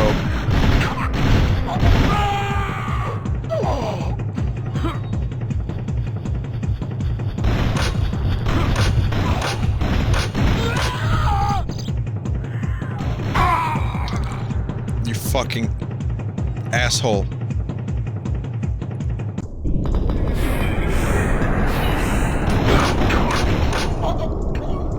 Scout from Team Fortress 2 doing in this game anyway.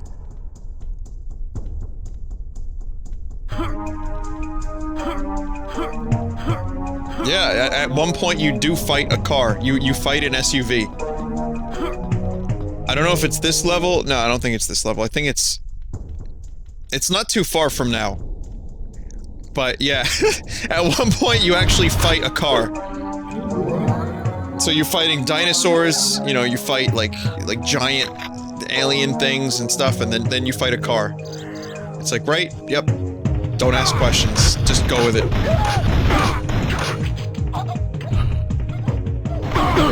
It's like, what's the Rick and Morty bit from the interdimensional TV episode?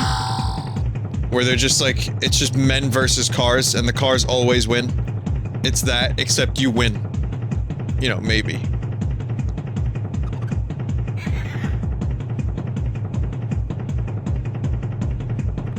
But it was like, you know, the earlier days of first-person shooters. People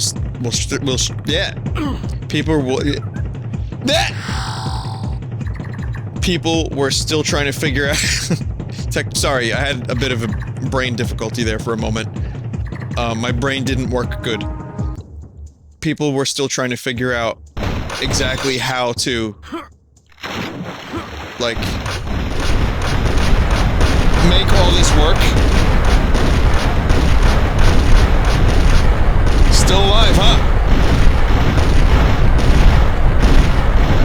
So the most implausible shit was the most likely shit in first-person games. Like, you're a space marine, you're gonna go to hell, alright? And when you go to hell, you're gonna fight demons that are combined with robots. Yeah, robots.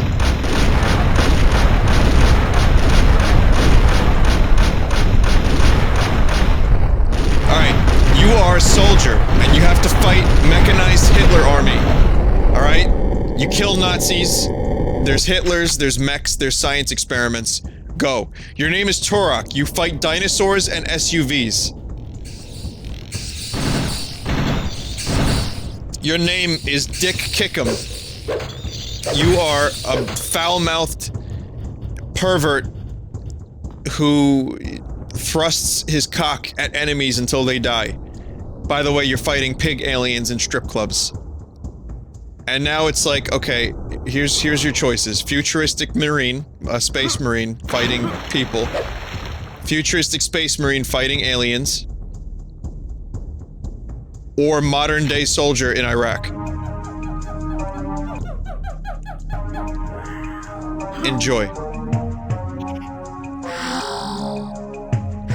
Okay, maybe there's a little bit more variety than that. There's definitely more. But that's the stuff that you mainly get.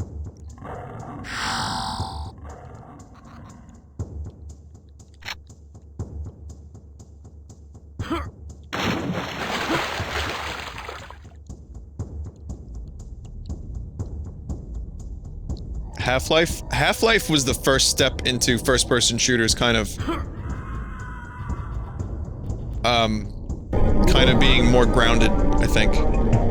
Not that it was an overly grounded game, God knows, but it still had this element, like, of 1 foot being in reality, which was what made it such an absorbing experience when it first came out. I gotta be honest, Half-Life blew me away to the point where I got a computer that could play it. Like, I spent all of my savings. I made sure that I was gonna get a good computer for Christmas that could play Half-Life. And I did. And it was my favorite game for a very, very, very long time. That and its mods.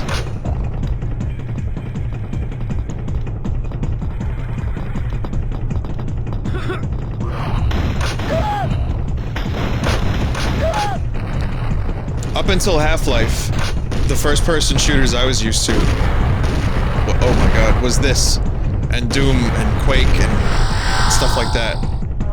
And then Half-Life just made things better. So fucking good. I didn't understand the concept of how a first-person shooter would not be divided into strict levels. You know, like, here's level 1. Go through level 1, asshole. and then get the keys, or get the things, or the key cards, or, I don't know, blow a demon, and then come back, go to the next level, rinse and repeat. But then you have Half-Life, and it's just this one big, overarching narrative. It was wonderful.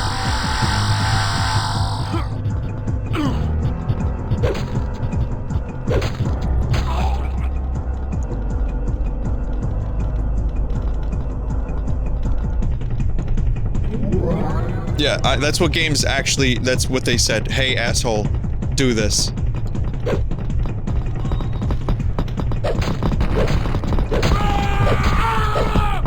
Cheap him out. Yeah, cheap. Yeah.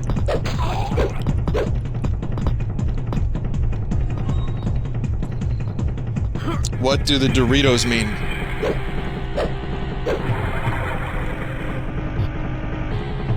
The Doritos are basically... Alright, this is a very unique concept. I know it might be difficult for some people to fully grasp. But... when you collect 100 Doritos, you get an extra life.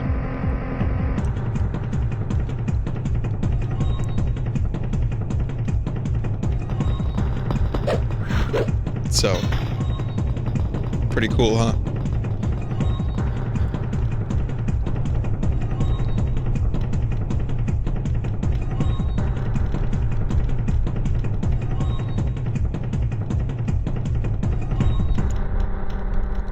Yeah, I don't know what to do. I'm lost again.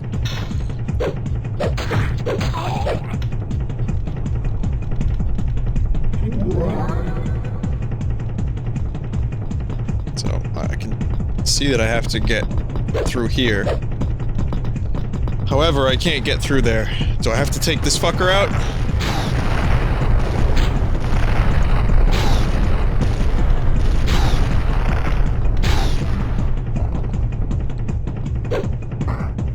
Guess I didn't hit the switch? I thought I hit that switch. Oh, it's timed.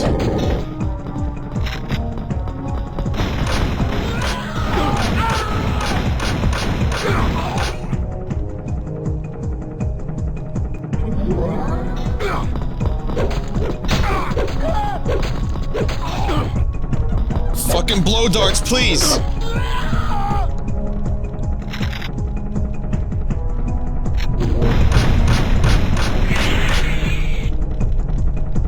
This guy's like, what's up? Just chilling.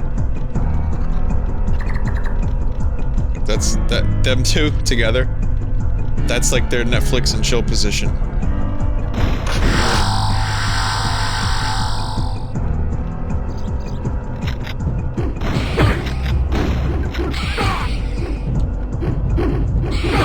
God, can we please?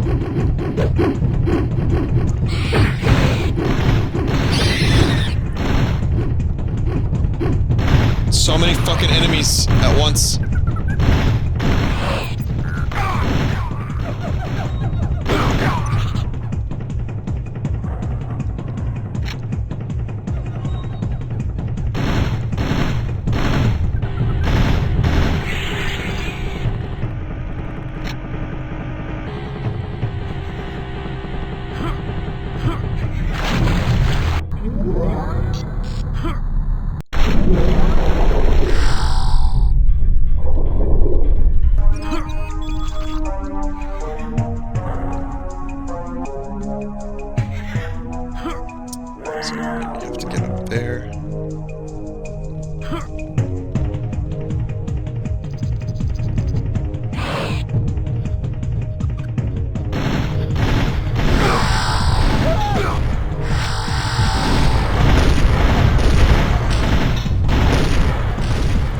I'm not gonna complain if they're shooting this fucker.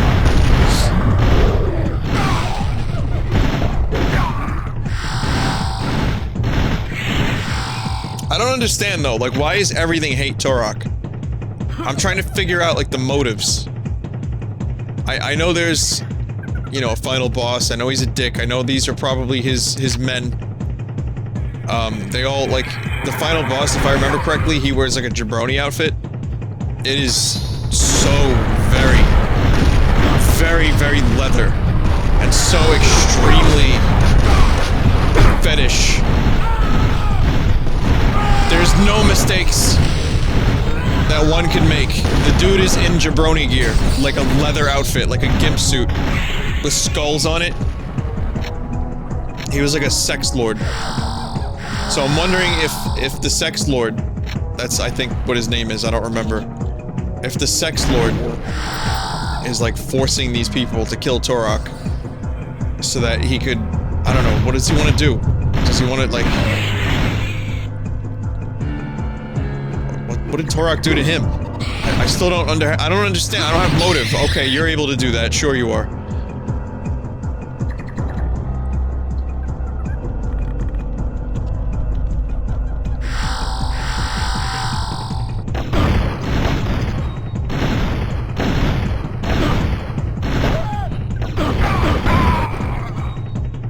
Piece of shit.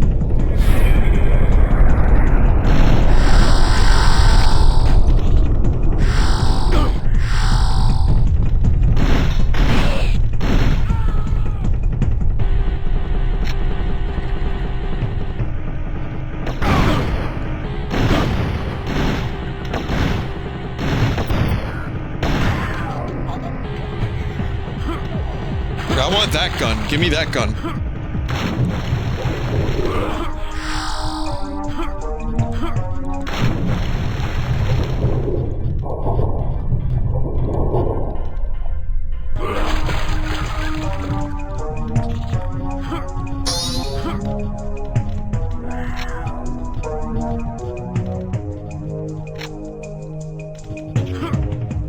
I don't remember what backpacks do.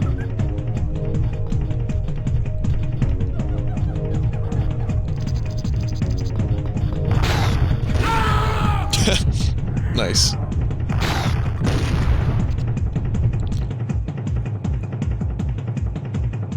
Yep, there he is. Spoiler alert, if you don't want to see what the last boss looks like, look away. You have 2 seconds. If you want to see the jabroni himself, there he is. Skullface. Oh god. What was he doing? That's not enough armor to protect him.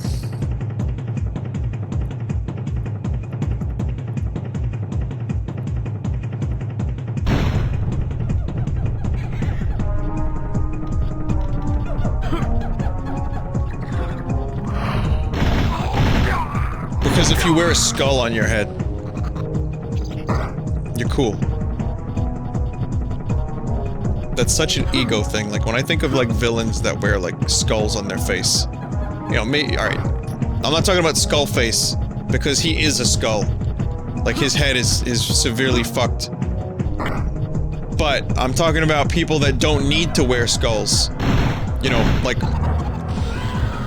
You don't need a prosthetic skull or anything, but you wear it anyway, just because you want to look cool. You're definitely compensating. Like, you must be the most boring person. If you only define yourself by the fact that you wear a skull on your face, then you're probably not a very interesting person. Yeah, that felt good.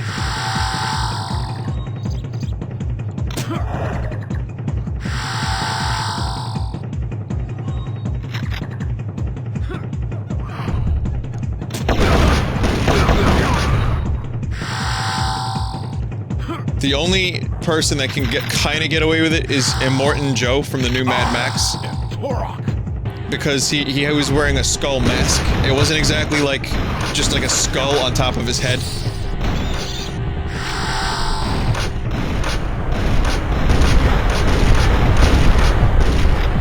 So that kinda works.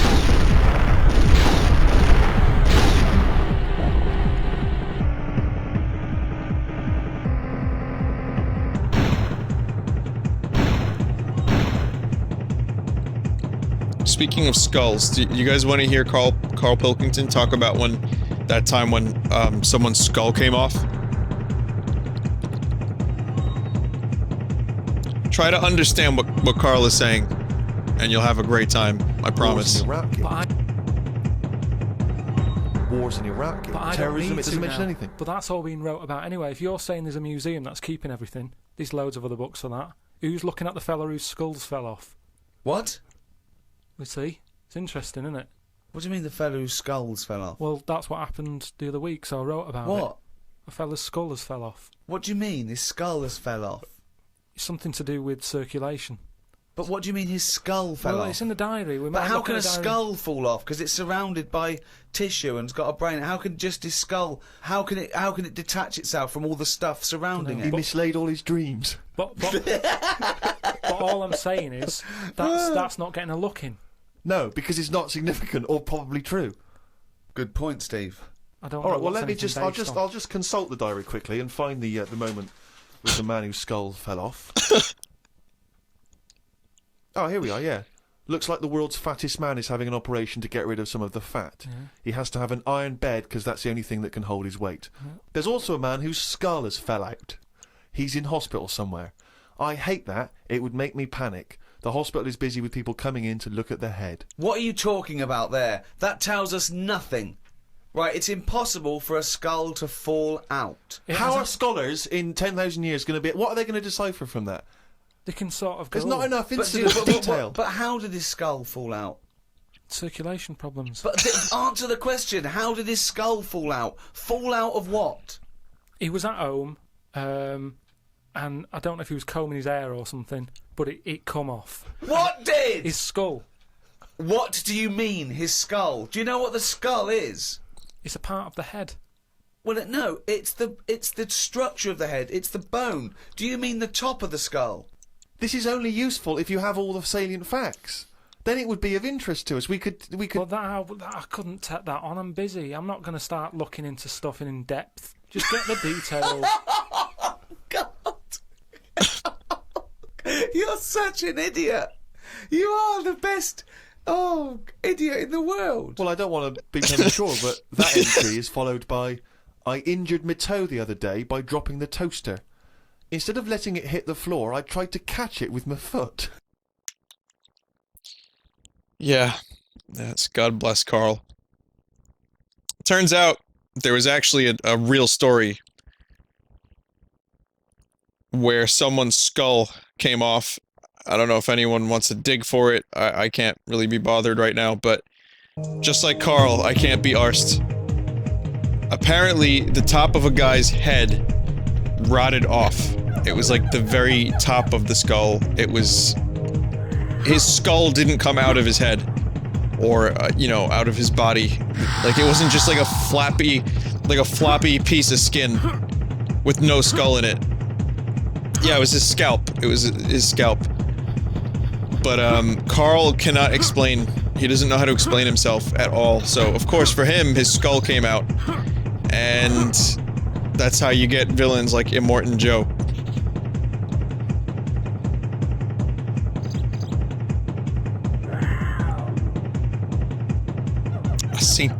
I synced it too.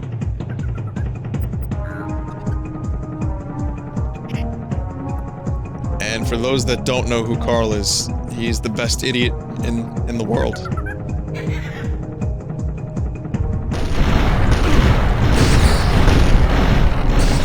That was Ricky Gervais and Stephen Merchant.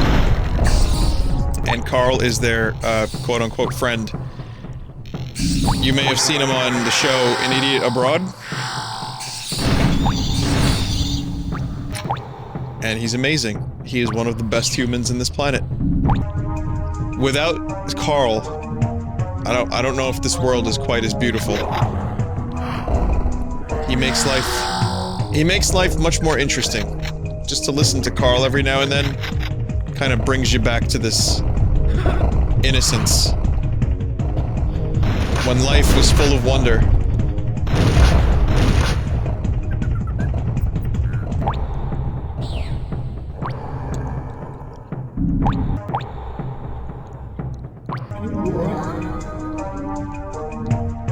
His skull, it come off.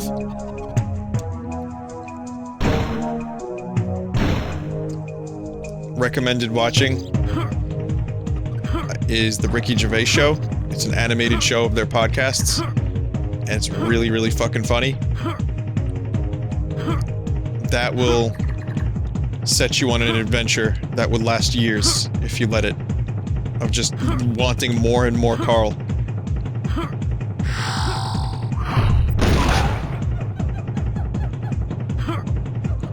fuck did I do this when I was younger? Without a mouse and keyboard. That, okay, I just got really lucky there for a second.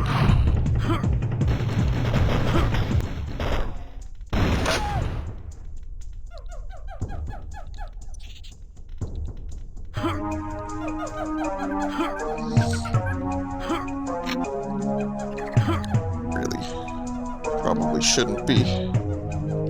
Oh, you know what? The end of the level is here. Fucking prick. The end of the level is coming up, so I think I have to do this.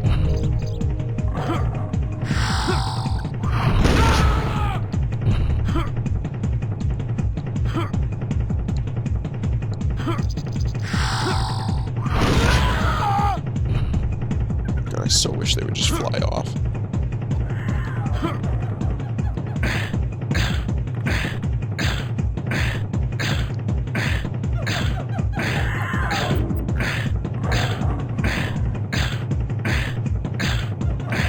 Yeah, I remember this is where the other part of the gun is.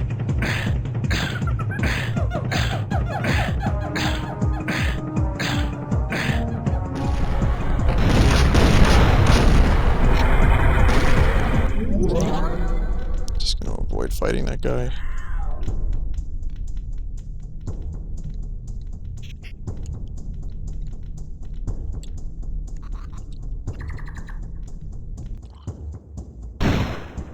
I need one more key.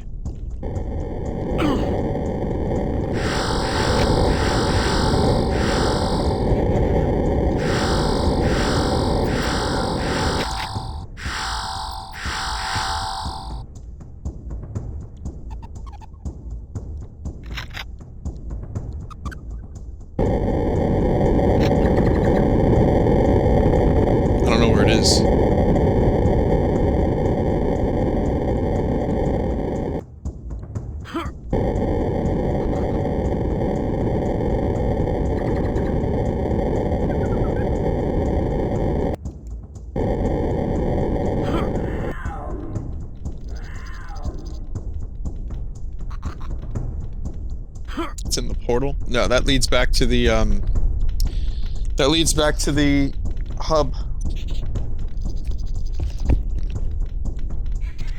Yeah, this is on the PC now. This version of the game is the Steam version, which just came out. It's really, really solid.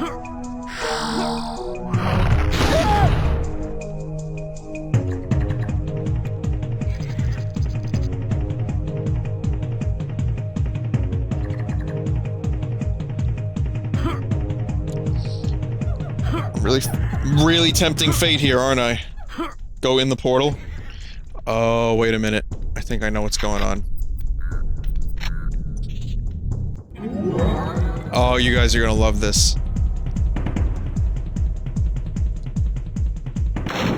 This is the first boss. I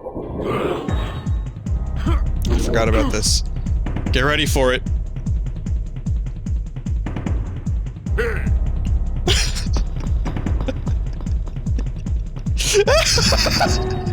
There it is!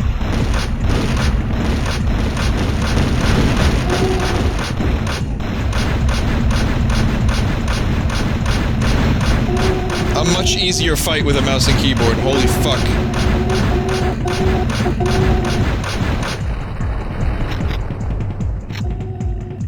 Another one? Wait a minute, wait a minute. I don't remember there being 2 jeeps.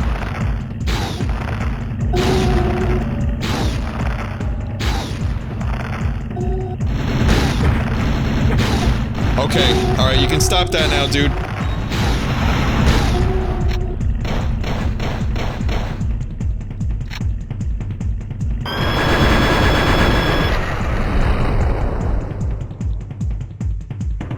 Finally some minigun ammo.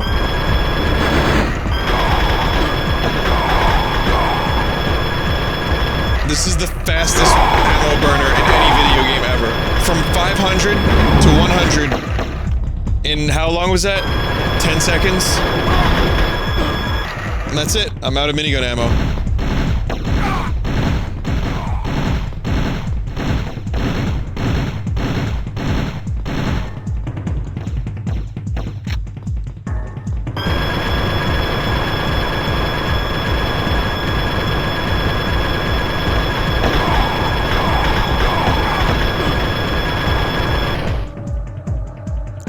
What? What is that? What is that thing? Oh, right. He drops his gun. I forgot about that. I thought it was a glitch.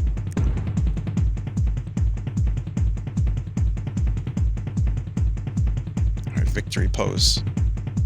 Yeah, alright, there's two things I hate. It's victory poses and men with skulls on their head. This is a pretty cool weapon.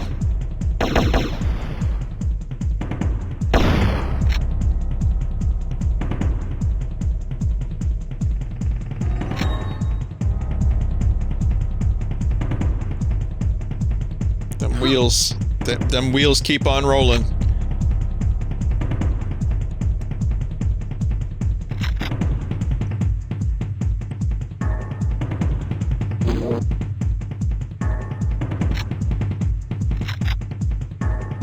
Now's a pretty good opportunity to grab a little bit of ammo.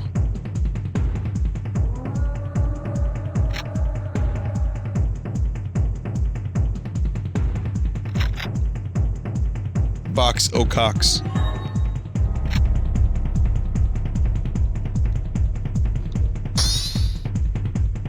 Now we watch as Turok drinks the key.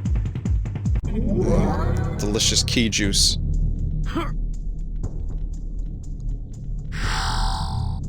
Level 4. Level 5.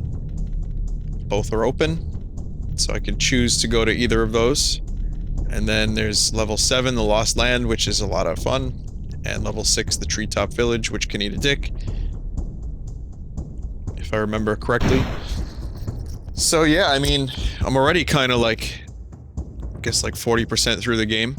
So maybe another stream or two of this, and it'll be done. I think I'm gonna do this in full. Because it is, I'm having a really good time with it. And it is a great game. It's still a great game.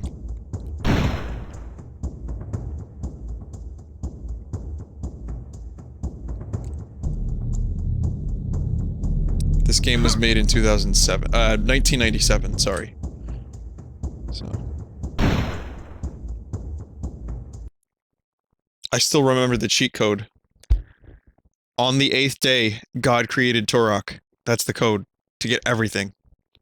But you leave out the vowels, so it's just N, TH,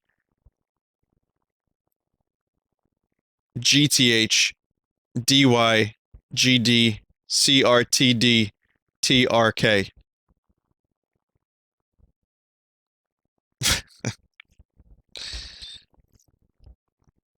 Sweet Jesus. Or is, oh, was it 8th or 7th day? Yeah, no, it's the 8th day, yeah. Yeah, that's the code. That's actually the code to get everything in the game. That's how you remember it. Because I remember when I was younger, I wrote down the code, I was like, it's just a random series of letters. And then I read that it was on the 8th day God created Turok. I never had to look at the code again. Alright.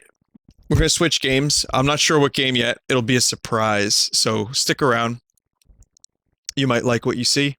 You might not. But stick around anyway. And, let's see what happens. Let's get crazy with it. I'll be back in just a little bit. So enjoy some music and a BRB, and more video game up next.